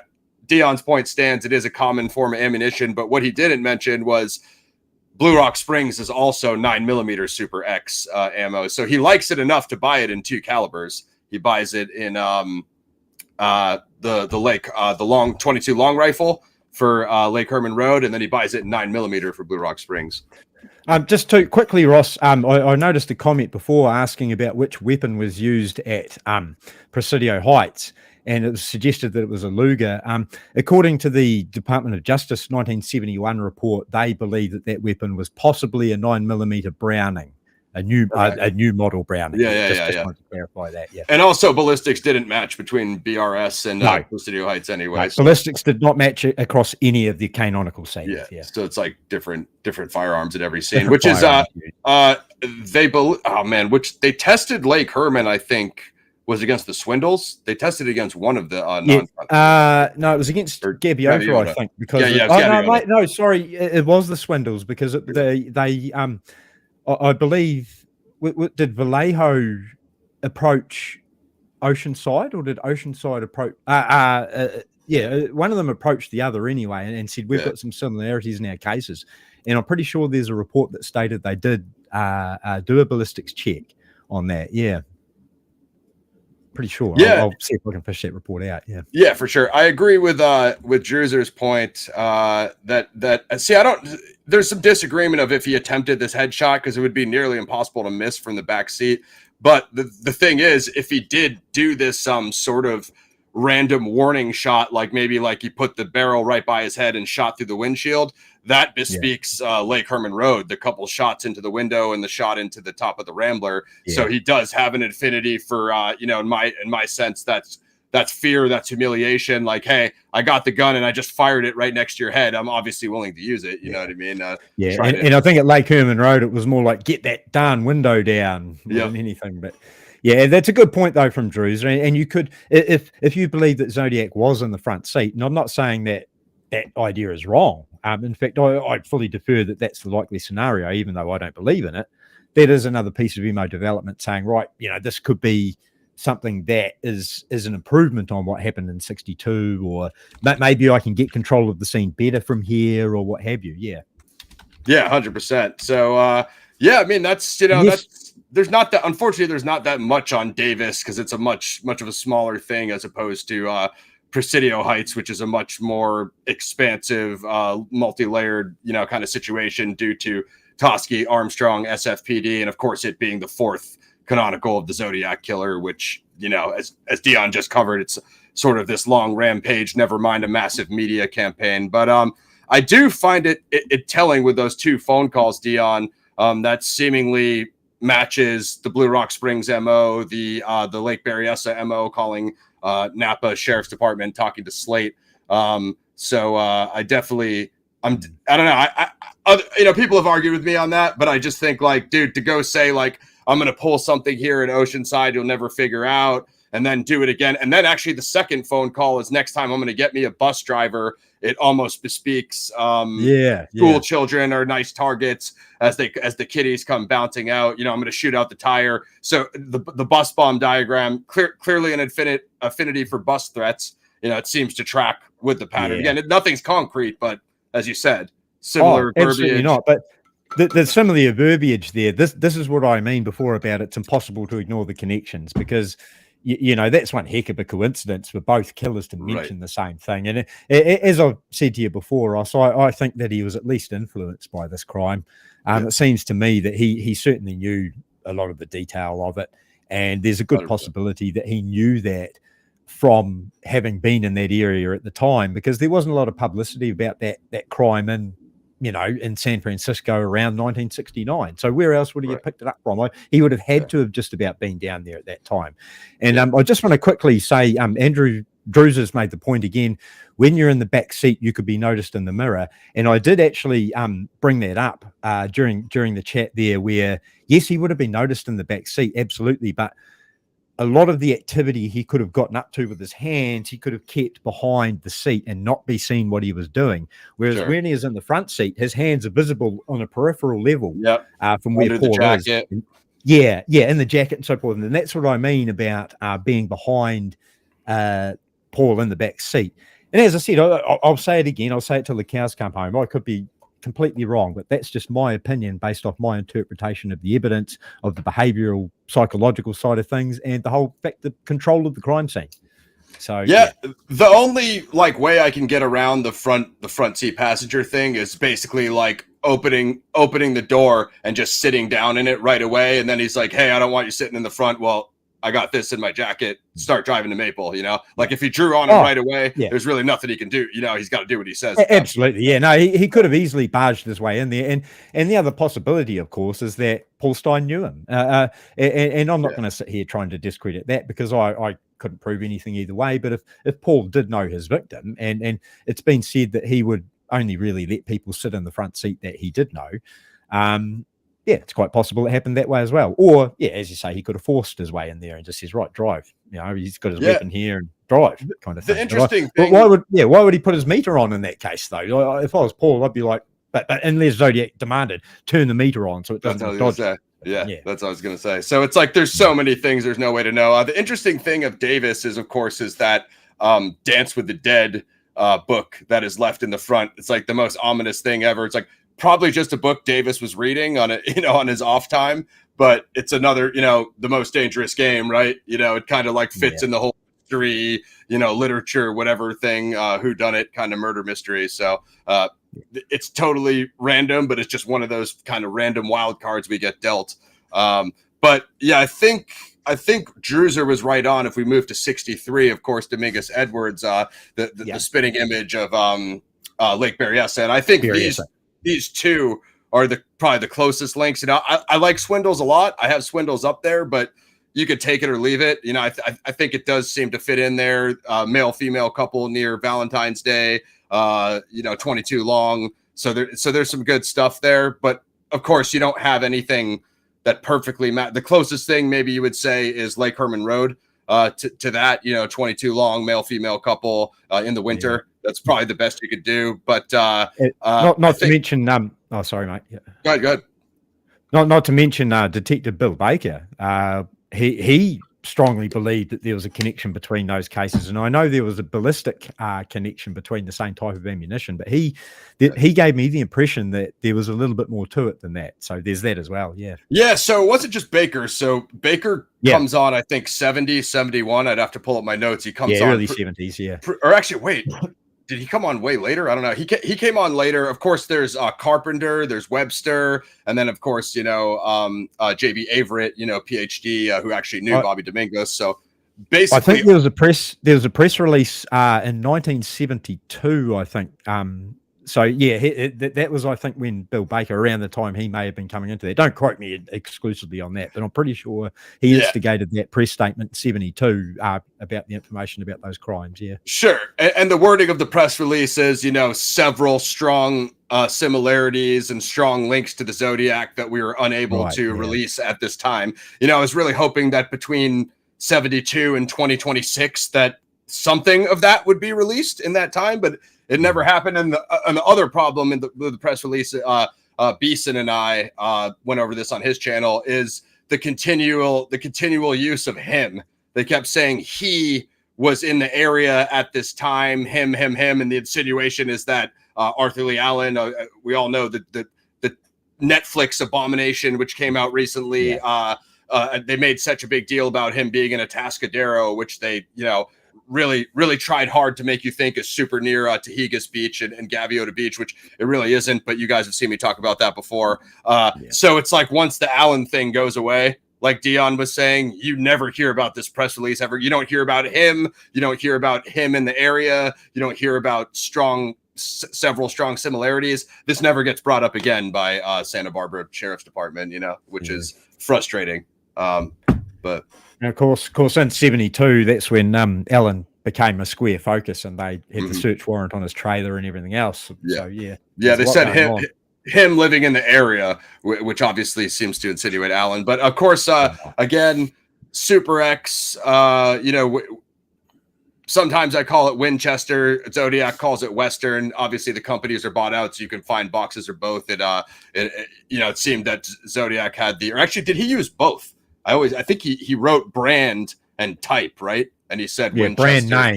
Brand name of MO. He says brand name, and then So I think and whatever. So I think he actually used both Winchester and Western. But so it's interesting, both, Winchester for the Lake Herman Road and Western for the Blue Rock Springs. Yep, which is definitely interesting. Obviously you have the boxes of 22 long. I'm sorry, but the thing they did in the Netflix thing where they said Allen went to Vandenberg PX and he came out with the boxes right in front of the Seawaters, that was ridiculous, Dion. For one, you guys have seen my episode. If you read the articles, sure, Vandenberg sold it. If it came out of a battle pack, then it wouldn't have like price or lot number stamping. So, you know what I mean? Sure. But so did every other, ammo depot in Santa Barbara have it with the same lot number. So it's like that again, it's like what Dion was saying about, what were we talking about? It was what Butterfield was saying. Sorry about that. I was just listening to it before this. So that's why my brain got mushed, Dion. Butterfield was saying when they first had the wing walkers, Narlo and all those guys were saying, we really thought we had something here with the 10.5 wing walkers, but then you find out over 100,000 pressed, sold at Army Navies, resold at secondhand stores. Even if your family member, if you have one family member for the 20 of you that has access to the PX, they could still get you in to buy those. So it wasn't the strong smoking gun link that they thought it would be. I look at the ammo at Gaviota the same way. Like, sure, they had the lot number, but it was distributed to many different distributors. So it's like, it's the same type of thing as the wing walkers. Sure. Once you have hundreds of thousands of sold and you don't have any record of, the customer, if they paid cash. It's not like nowadays where they have, you swipe your credit card and we have your whole address, right? That's totally different circumstances. Zodiac going in there, paying in pennies in 1963. And, back in those days, they could only trace you through receipts from like gas stations and stuff like that. Like the FBI did with Ted Bundy. There's a big list of his different locations at different times through receipts at gas stations and stuff like that. So right. So so it was the same type of thing, and I don't, discredit SVP sheriffs and, sure, if that's what you have, you got to follow it up, right? Like you got to work with the evidence you have. Dion understands this. So it was interesting for me to do my episode, but then I felt just as frustrated as them when I'm like, damn, they looked at VPD, Air Force Base. They looked at the ammo store. They looked everywhere and nothing came up. But you have a little bit more. You do have the footprints at Gaviota, which they never tell us the size of, that we could assume if we're lucky that maybe it's 10.5. doesn't necessarily mean like Zodiac's shoe size is 10.5. If he was smart enough to wear shoes that weren't his shoe size to the murderers, I don't think he was. So you have that. I think he was probably wearing gloves at Gaviota like he was at Berryessa, so you can't do much with that, but you do have the rope, which Grinnell has sparred with me on. Is that just rope that's left in the shack, and not actually related to the crime. So, and then of course touching the bodies, he does grab Ray Davis by his belt loops, drops him on the alleyway. He does drag Bobby and Linda back to the shack. Like Dion was saying, though, I'm not so rigid in what is Zodiac's MO. I'm not so stuck that he has to drive up with the car and shoot and drive away, and especially with the patterns of mistakes that you seemingly see in the non-canonicals carrying up to Lake Herman Road. I think it's a developing MO. He probably had a much better idea for what was going to happen at Gaviota Beach, but didn't plan on encountering Bobby Dominguez, a future Farmers of America vice president, All-American football player, getting in that scuffle that probably got his face punched in, which is why you have blood 75 feet up further on the bluffs. The assailant almost certainly sustained some injury. If that's Zodiac, like Dion says, he carries that PTSD through all of the canonicals. David Faraday getting out of that back door and being a wrestler, Brian Hartnell standing up and being 6'7". Like all of these things flash in his mind, and he's having flashbacks of Bobby Dominguez punching him in the face. That's my speculation. But I can just say this, Ross. I wish Brian had got his hands on Zodiac, my friend. Same here. I wish for it every day. But so yeah. Well, we know he's wearing gloves at Lake Berryessa, though, right? Well, Brian was up and down on that. He sort of, and the only statement where he said it, from memory, don't quote me on this, I think was to William White. He didn't actually tell John. I think he said to John Robertson he couldn't be sure if he was wearing gloves or not. Yeah. So I guess take your pick. I tend to think that at Berryessa, logic would say to me that during the commission of the attack, he probably did. Wear gloves during that, because the idea is you're not going to want to get blood all over your hands, because they're going to make your hands slippery. Plus, it makes it difficult to do things with your hands. So I think during the commission of the attack, I personally think he did. But when he goes back up to write on the car door, I'm not so sure he's got gloves on there, because he's going to want to try and replicate his handwriting on that car door as good as possible. And when you've got gloves on, and I've tested this before, as you might have seen in the groups, your handwriting does look a bit different when your hands have got gloves on them. So there may have been a bit of that in there as well. But as I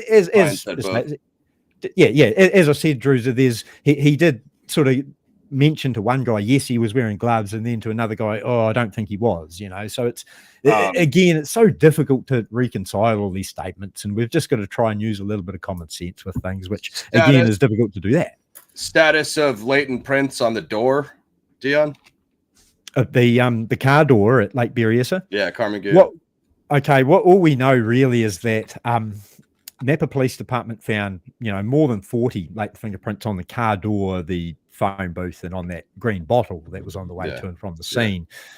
Whether or not these are the Zodiac killer's prints or not, it's impossible to say with any clarity. But what we do know is that 7 of the latent fingerprints, 3 palm prints, and 1 latent impression were sent from the Napa the Napa County Sheriff's Department, not the Napa Police Department, the Sheriff's Department. They sent those to the FBI in October 1969 to be compared against the Zodiac material. And of course, as we've just discussed in the FBI files, they were filed under a completely different file name. They weren't put into the Zodiac extortion file initially. They were put separate. And it wasn't until the 20th of October when the San Francisco Hall of Justice hosted a meeting between, I think it was 27 different law enforcement personnel from 7 different agencies, collecting their evidence and information, when those latent prints actually found their way into the Zodiac extortion file. And that's when people were starting to work together and so forth. So no, we don't know about the car door prints and the exact nature of which ones were sent to the FBI or which ones they believed were the killers. But yeah, we know that some were of good enough condition to be used in comparisons. But I couldn't tell you the source of those, whether they came from the phone booth or the car or the bottle, to be honest. Yeah. I mean, I like the fact they printed the bottle, because that gets brought up a lot, and I like to think that, you know, it would be crazy if he touched it and they got something. But going back to Gaviota Beach, Domingos Edwards. So there's a bit more with this, unless you include the sniper sighting article from Lake Berryessa, which, you know, tracks with the snipers from Gaviota Beach before the Domingos Edward and swindles. Yeah. Obviously, a person down there shooting at the surfers, kind of shooting at random people, but not, you know, taking pot shots, not really aiming at them. Also, like with the surfers, if there was like, you know, 4 or 5 of them or 7, right, and you know, maybe they're all going to run if you shoot one of them, right? Or maybe they're all going to run up to the shack and mob you. And if you're only one guy, you know, it might not work. Whereas Bobby and his girlfriend are much more controllable. Also, like Dion said, though, pretty much lost control at Lake Herman, didn't finish the job at Blue Rock Springs, didn't finish the job at Lake Berryessa. So if he finally decides on 2 victims is too many, and zeroes in on Paul Stein as a single cab driver other than Davis, that kind of hones in on losing control of the scene at Gaviota Beach. You know what I mean? So there's more preparation here. Like, sure, he comes to Lake Berryessa prepared, but like Dion said, he also has to drive his car down next to Brian's. He's got to identify that their car is the only car there,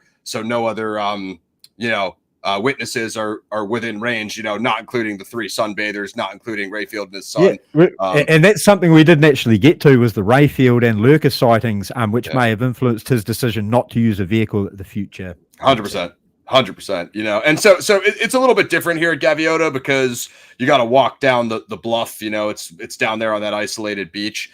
But I still, you know, Brian Gunner, my co-host, kind of disagrees. He doesn't think he wore any mask here. I think he probably wore at least some sort of primitive, you know, potato bag, Texarkana mask, or even just like a bandana over the face, you know, because a lot of ski mask or something. Yeah, I know, you know, merchant Marines, you guys on the planes, you guys on the boats, you know, it's very, you know, if you're one of the mechanic guys, it's very common to just have your face covered because, you know, oils, gases, things of that nature.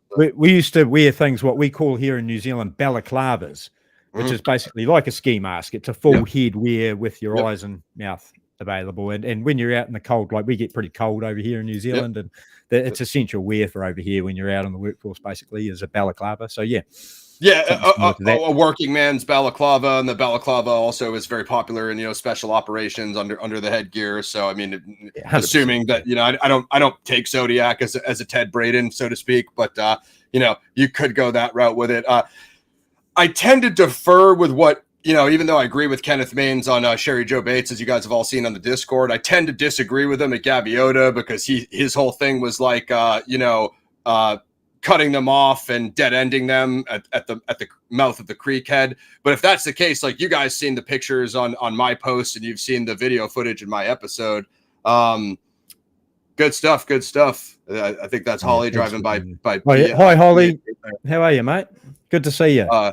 So I tend to disagree, because he clearly loses control, and that's why they run back up the creek, right? If you had them cornered, you'd send them back into the water or to the rocks where they can't. You're not going to be able to sprint across all those ankle busters, as Dion and the New Zealanders call them. You're going to last 5 minutes sprinting through there before you break They're a ankle leg. busters, all right, mate. And as I said, that kind of beach is quite common, not so much in my country, but specifically in the part of the country I live in. I live basically a 5-minute drive from the Pacific Ocean, but it's not exactly a beach, but it's what I call the ankle crushers. And you go try and run along that stuff. Good luck to you coming out of there with your legs in one piece. 100%. Send them running into that versus let them run back up the creek bed where they can get back up the bluff and escape, you know, or through the cattle tunnel. Either way, there's multiple ranges of escape. And that's losing control of your crime scene. That's what that is. And this is the key aspect of the methodology of serial killers, is control. All they want to do is have control at that crime scene and make things go as smoothly as possible. And you can usually tell their experience with criminology by how they assimilate that control at each crime scene. And Gaviota, as you brought up, Ross, does bear a lot of these strong similarities with some of these other crimes that you're talking about in the full circle theory here. And it is intriguing, isn't it? Yeah, 100%. And to push back on my man Druser here, sure, the sniper reports, but it's hard to believe he had a mask or was readying himself. So I definitely don't think he's readying himself for a skip day. I mean, that makes sense. Also, the fact that, much like Brian and Cecilia, Bobby and Linda weren't necessarily preparing to go to this location on that day. They were going to go to Goleta Beach with the rest of the class, and they broke off. They were also going to invite her friend, was it Shirley Janessa? So any one of these things totally changes the trajectory. If it's 4 people, 2 men and 2 women down there, does that run this guy off? Like, hey, I'm not going to attack 4 people. Like he wasn't willing to attack the surfers, and there was more than. So. Yeah, and he wasn't obviously willing to attack David Rayfield with a freaking gun in his hand either. So, yeah, 100%. Like that all tracks. But where I would go with this, Drew, is the boxes of ammo are sitting in the shack, so that kind of says to like waiting in lie. Whether it's in the cattle tunnel or in the shack, you're clearly prepared with this ammo laid out there, probably hyping yourself up to. I'm not going to say necessarily commit a kill, but attack someone because you're already shooting at people, assuming that all this scenario tracks. You're willing to shoot at people in the open. So that says something, right? You're not necessarily targeting them, but you're shooting at people with a firearm in the open. Yeah. So, I mean, the other problem is these characters like George Gill that created the George Gill shack. A lot of these transient type of dudes were under investigation for stealing firearms. So if you're a person living on the streets and you're occasionally doing robberies to get your food, you may or may not have a gun to, again, hunt small game or get your food or whatever. Like, I find it hard to believe if you're living on the streets and you're doing robberies that you don't have some face cover or some mask, not necessarily for this crime, but for the robberies that you're doing to steal firearms, steal ammo, steal foods, So again, and I'm totally any criminal being known in their locale, isn't it? People know who you are and what your face looks like. Oh, that's that homeless guy that lives down by the river. Everyone's got a local guy like that. Yeah. People make it sound like it's that simple, and it's like if it was, then they would have just stuck the crime on George Gill, and then the 100%. The thing that further muddies the waters of Santa Barbara is, of course, the Vern Smith murder, which happens, and then the Sandy character. Although I still don't see any relation for why Sandy would be down there in the shack with a .22 rifle. And also, if he got punched in his face by Bobby and Sandy only weighed like 150, I think he might have got knocked out in 1 or 2 punches, out cold. Again, I think we'd know if it was Sandy that was down there because we would have found his body and not Robert and Linda's. But 100%. It would have been a totally different scenario. Like the red. Again, I would have loved to have seen Robert get hold of whoever it was that perpetrated that attack. Would love to have. Sadly, and I think he did get a hold of him. I just think that when he went down, he probably went to help Linda, which results in like both of them getting shot in the back, essentially, which is wild. But he probably died a hero, just like like John Hood or the other guys. I'd like to think he did. 100%, 100%. I think he did. I mean, you could go into the minutiae, which say Robert broke up a fight at school. I don't see that being the reason for having bruises on his fist, though. You know what I mean? Like, I don't know. It's hard to say. It could have happened in a number of ways, and we will never, with no surviving witnesses, we'll never really know. But I like to think like you do that Robert did get a piece of him at some stage, and at least give him something to friggin' think about and put ice 100%. On his head for afterwards. I hope he got a good chunk of him, just like 100%. Sherry Joe Bates got a good chunk of her attacker. I hope she got the freaking best parts of him. Absolutely. And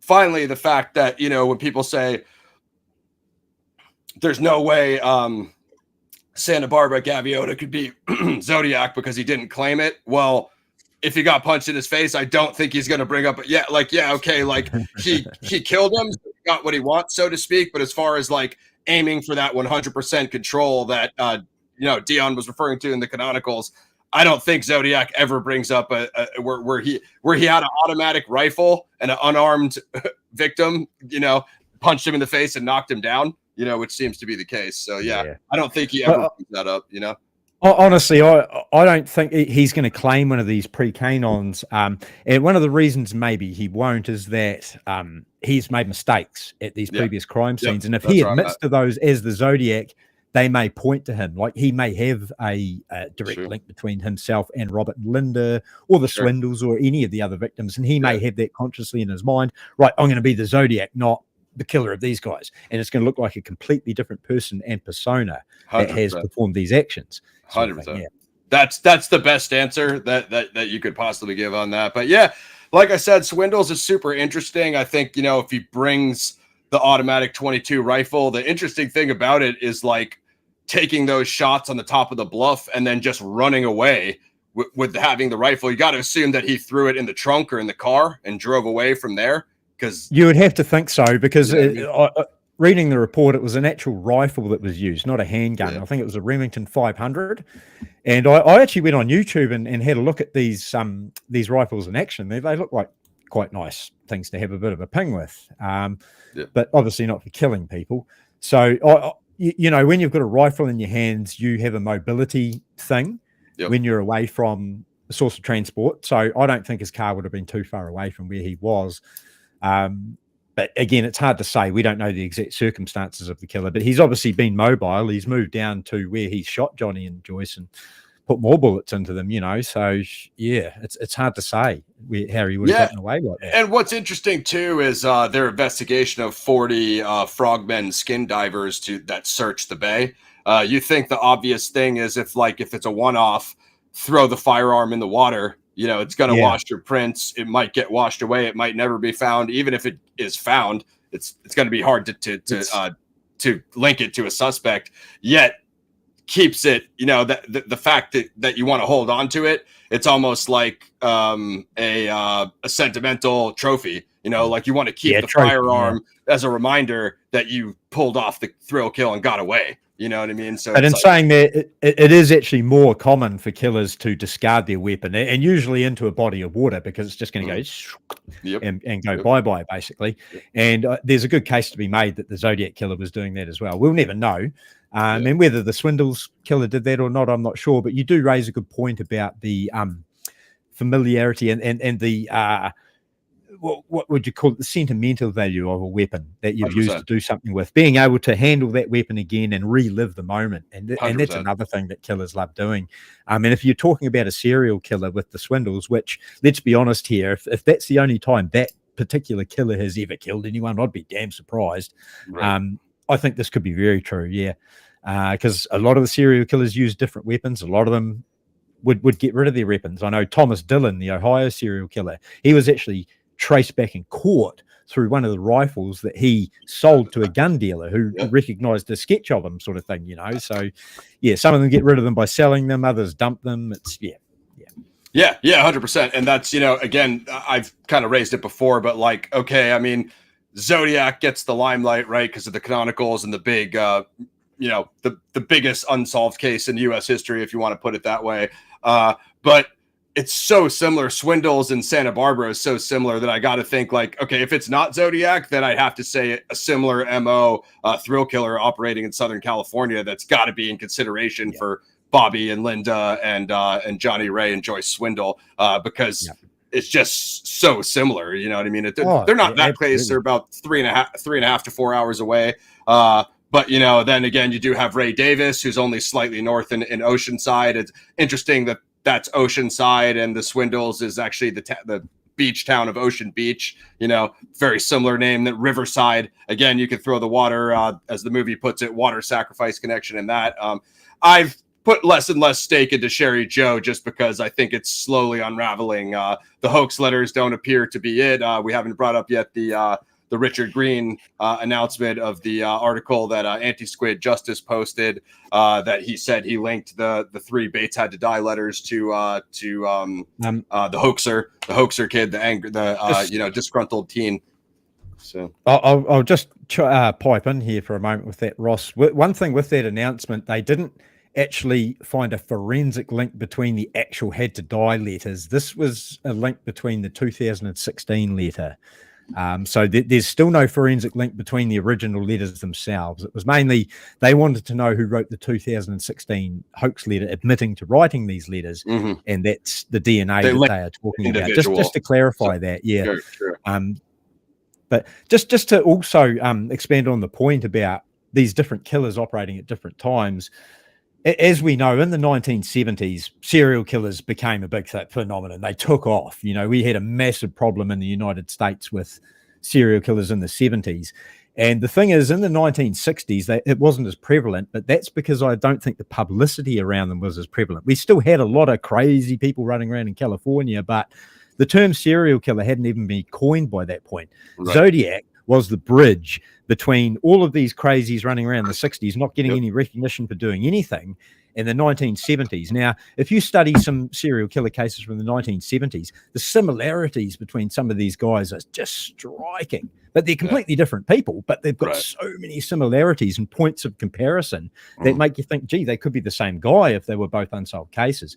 And this is how I feel about a lot of these non-canonicals in the 60s. Yes, there are a lot of similarities. Yes, the Zodiac was most likely reading about them and influenced by them, but we need to remember, gee, there were some crazies running around in that time period of human history, you know, and of course, criminology was so archaic that law enforcement had no idea what they were dealing with the Zodiac, and 100%. I think they all knew that.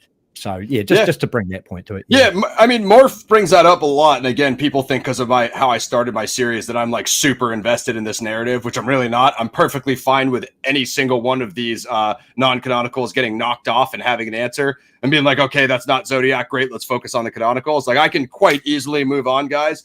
But hearkening back to what Dion brought up earlier, which is whether or not Lake Herman Road is at first, it strikes me as random. It strikes me as impulsive, but it doesn't strike me as a first-time killer, though, to be that confident, to pull out David, who's a wrestler, Eagle Scout, pistol whip to the face, immediately shoot him in the back of the head, and then be that comfortable to shoot them both for sake of, when Betty Lou Jensen expired dead within 5 minutes. He's still brash enough to pull up on an unsuspecting couple. I do think he was probably trying to psych himself up to the crime, but it does seem with somewhat of a familiarity of being willing to do so, being willing and able to do so, and I think, Ross, you brought some good points here and made a good case to say that, yes, that is actually a very viable thing, that Lake Herman Road was perhaps not his first attack. And while I disagree, respectfully, I think that was his first canonical. I can see a narrative being supplied, the points that you're bringing here.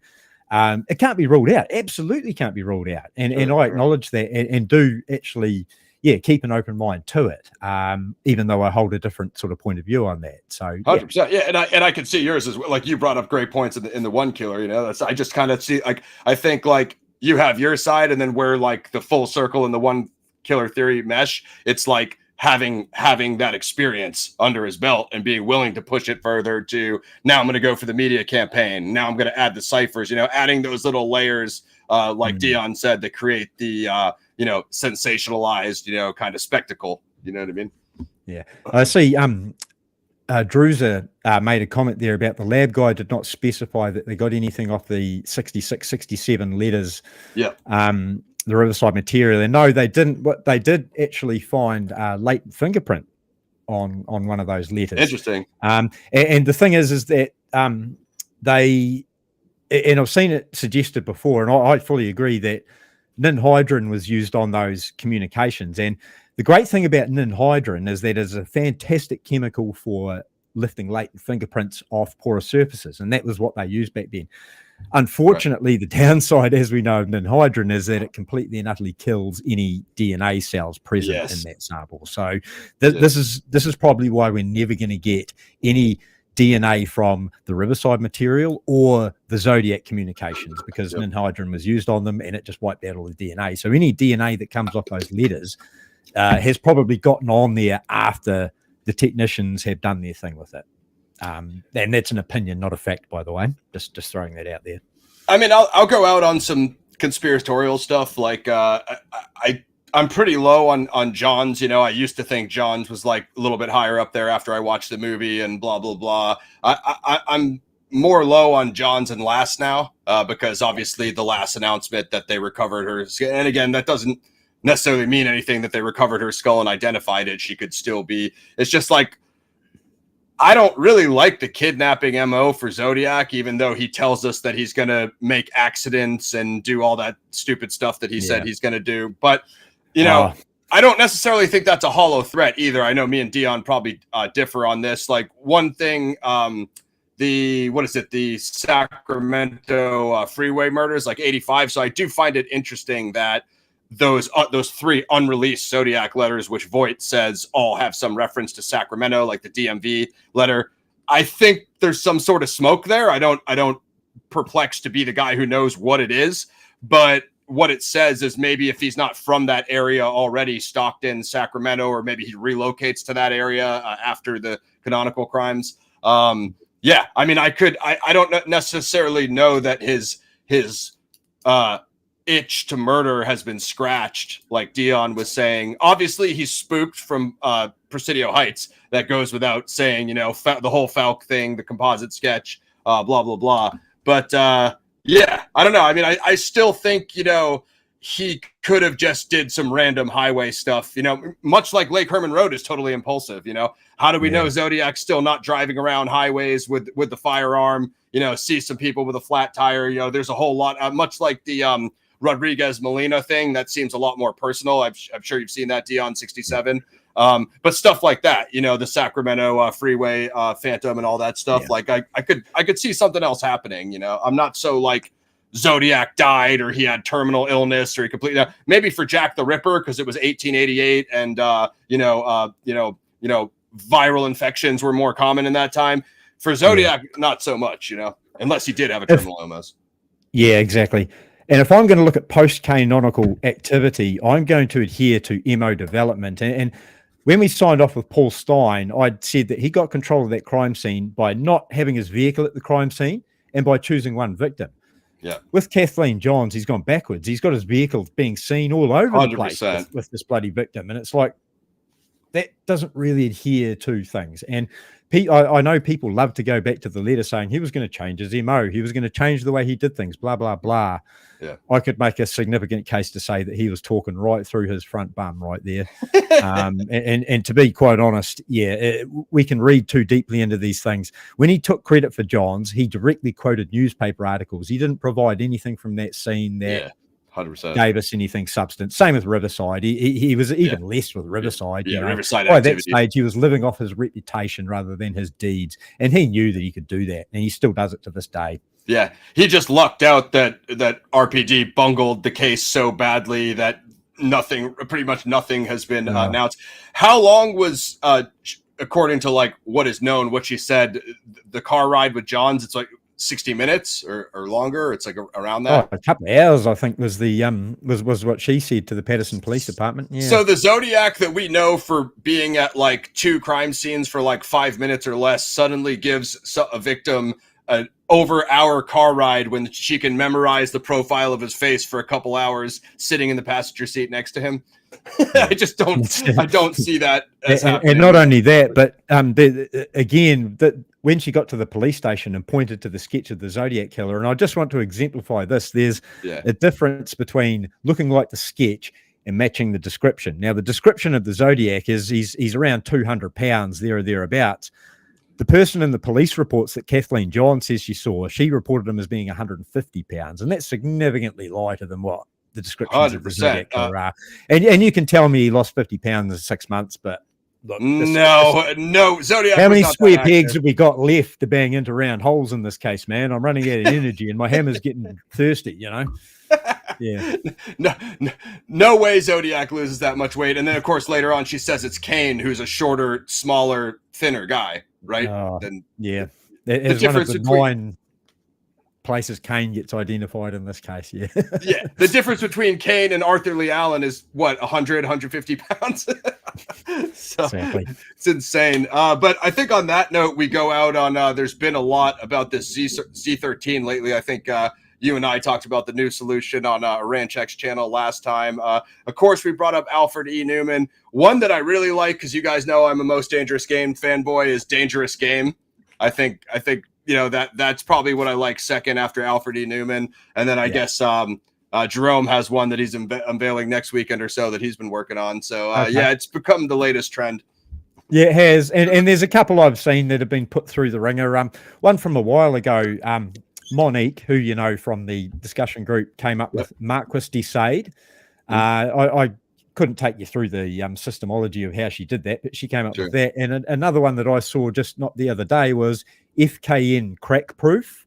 You know how he refers to that in the D13 and all the rest of that, and FKN crack proof, because he likes referencing things like Paradise and the Z40 and stuff like that. So that was another thing.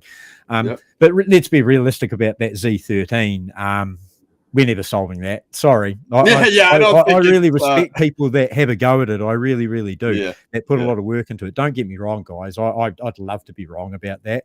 But it's like Dave says, we've got no chance. How are we going to be able to substantiate any sort of solution? There's so many that are possible, as he's displayed, as we see every single day in this community. We see how easy it is to solve that thing. Honestly, it's some of them are entertaining, some of them are worth reading, but most of them are just like meh. Really? No, some of them are on the bandwagon. I had somebody tell me that they were going to call me and give me their Z13 solution last week. I'll tell Dion about that off air, but I like Dangerous Game just because I'm a Most Dangerous Game fanboy. And then obviously the original, like how we started, the original solution that the Hardens found. So it's like, if it related back to the first cipher, like that would be cool. You know what I mean? Just because. But I think that's all. We've had our man Dion for a while here. It's been epic.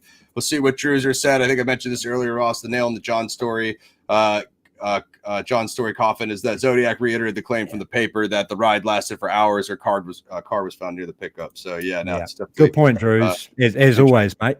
Interesting stuff. What else you got? What are you working on? Anything new for the tube? Or are you going to be quiet for a while? Well, just basically with the FBI stuff, I'm going to be taking a little bit of a break from that in the oncoming months as I have some real life stuff going on. But I just want to mention a big shout out to Craggle, who is doing some amazing work on these files. Since the interview we did, he's picked up the ball and started running with it, and he's preparing a narrative for us that is going to be very informative. I'm learning a lot through the work that he's doing on the latent fingerprints in these FBI files, and it's an amazing narrative. So that's sort of coming up in the works. Cool. And also myself and Holly are still working on our podcast. As I said, getting time with my real life duties at the moment is very difficult, especially at this time of the year. As I said, things are turning slowly at the moment, but we're getting there, and stay tuned because there's going to be some content coming out hopefully soon or a bit later on in the year from my side of things. So and I just want to say too, Ross, thank you very, very much, my friend. You're an amazing host, and I have a lot of respect for what you do on this channel and for the research that you do in this community. It's very much appreciated, my friend. Thank you. Thank you, sir. You're the man. It's interesting. Like it's all good. It's the Zodiac case, right? So Slowly is our middle name in the Zodiac case. So ever since basically 69 to 72, when we haven't got an update, unless you include RPD, which I don't really consider that an update, or LAS, really hasn't been much. So we're all kind of used to this case slowly going forward. But everyone's kicking it forward, my friend, and that's as I said, mad respect to everyone out there, all you guys that are helping kick this thing forward and try and create not just some answers but some bloody truth. So thank you to everyone that is involved in all of this, because we let's work together and try and get some resolution here, guys, instead of bickering and shit fighting with each other like some people are engaging in. Not naming any names, but let's do some productive stuff. We'll say most people are engaging in. There's those of us that are researchers, and then those guys who just kind of like bicker about ambivalent, nonsense. But that's what it is. You guys are always welcome to come back. Hopefully, maybe if Nick ever gets active again, you guys can come on and do Zap, or if you and Craig want to come back, the door's always open here, brother. I'd love to get Nick D on here, mate. That would be one heck of a show. You'll probably see us in some seedy Vallejo bar before you see us online together. But hey, I'd be there right next to you guys. 100%, mate. Good stuff, man. If you want to jet, I'll do the outro. Yep. No worries, mate. Thank you. And thank you to everyone in the chat and everyone watching. Dion Walker, subscribe to his YouTube. You're also on the Spotify, or I don't know if your podcast is everywhere. So subscribe to his podcast. I'll get that link shared out in the description. If you guys want to do any final questions for me before I roll, rip it up. Can I kind of do that? I think I did. I know you were talking about shout out to Cheryl. Shout out to everybody who came through. I know you were talking about the 65 sniper. I thought I did see it, but I thought it was solved. Wasn't it just some angry teenager that was shooting at people? I know there was like several cases of that in Northern California. Of course, there was the sniper, and I think that's August before Berryessa. And then, of course, there's the Gaviota stuff we covered. Spins and Needles. I think I've seen your channel. I think you did what you did. You did Dominguez Edwards. I think I left you a comment. That was cool stuff, man. Good work on that. Hopefully you saw my episode 4. I'm ready to wrap, guys. It's been a minute. Shout out to Pixie. Thanks for holding us down. Basically, the update from me is, probably the next interview on the interview series, probably Michael Cole, but I got to read the 3 books. What I'm going to do is something special for episode 5 and 6 of the main series, the Lake Herman Road ambush and the Blue Rock Springs attack. If you want to get your name in the credits, as I don't know what I'm going to credit you guys, supporters or crowdfunders or whatever, subscribers, unless you guys we all come up with a better name together to credit you guys. You can send your donations through either PayPal, for sure, or you can join a membership here on the YouTube, and you can just basically ping me and DM me if you want credit in either of those 2 episodes. Also, if you're a member, you're going to get early access to episode 5 and 6 of the main series. So I haven't quite decided yet. It'll probably either be like 24 or 48 hours early access before everyone else sees it. So you'll definitely get that if you click the join button on the channel, become a member. You can also join the Patreon. I didn't get my Red Circle review up there yet, but I'm going to probably get it up there tonight, definitely by tomorrow. So you can join for free on Patreon with your Gmail, or become a member or become a paid member on there. And then same type of thing. If you want to ping me on either, email, whatever, Discord, Patreon, or if you join a member on YouTube, I'm sure I'll see you. So, that's what we're doing. Just so you guys know, the main series has been 100% funded out of pocket by me. The theme song, the animated intro, all that stuff.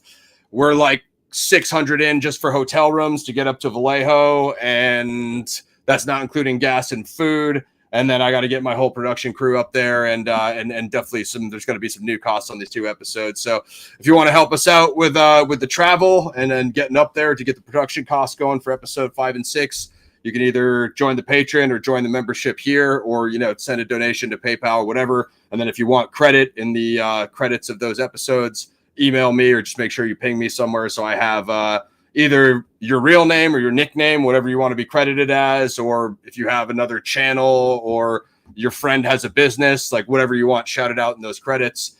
Just make sure that I see the donation, and then we can get that credited for you. So that's everything. Zodiac Files, episode 18, Dion Walker. Check out the One Killer Theory essay, and of course we did the whole Full Circle theory here. Check out episodes 1 through 4 if you want to see my main series on that for the non-canonicals.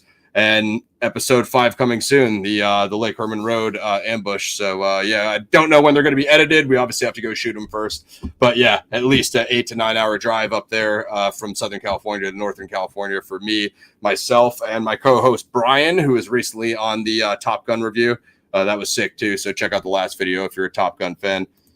Appreciate Pixie and everybody hold me down. Like, sub, share, click join for membership. Join the Patreon free with your Gmail. Or hit up the PayPal or whatever if you want to get at me to get in the credits for episode 5 and 6. All right, guys, that's it. I'm out. If any other questions or follow up, just hit me in the comments or hit me on X. We're out. Zodiac Files interview, episode 18. Appreciate you, Drews. Appreciate everybody who came through. And I want to do that old Zodiac movie too. We'll do that review once if Drew and Zach want to jump on that. So I gotta get the debate series back, guys. I'm super busy too. Like Dion was saying, working full time grad school. But I do have an idea for another debate that we could get going. So we'll see what happens. I'm out, y'all. Appreciate everybody who came through.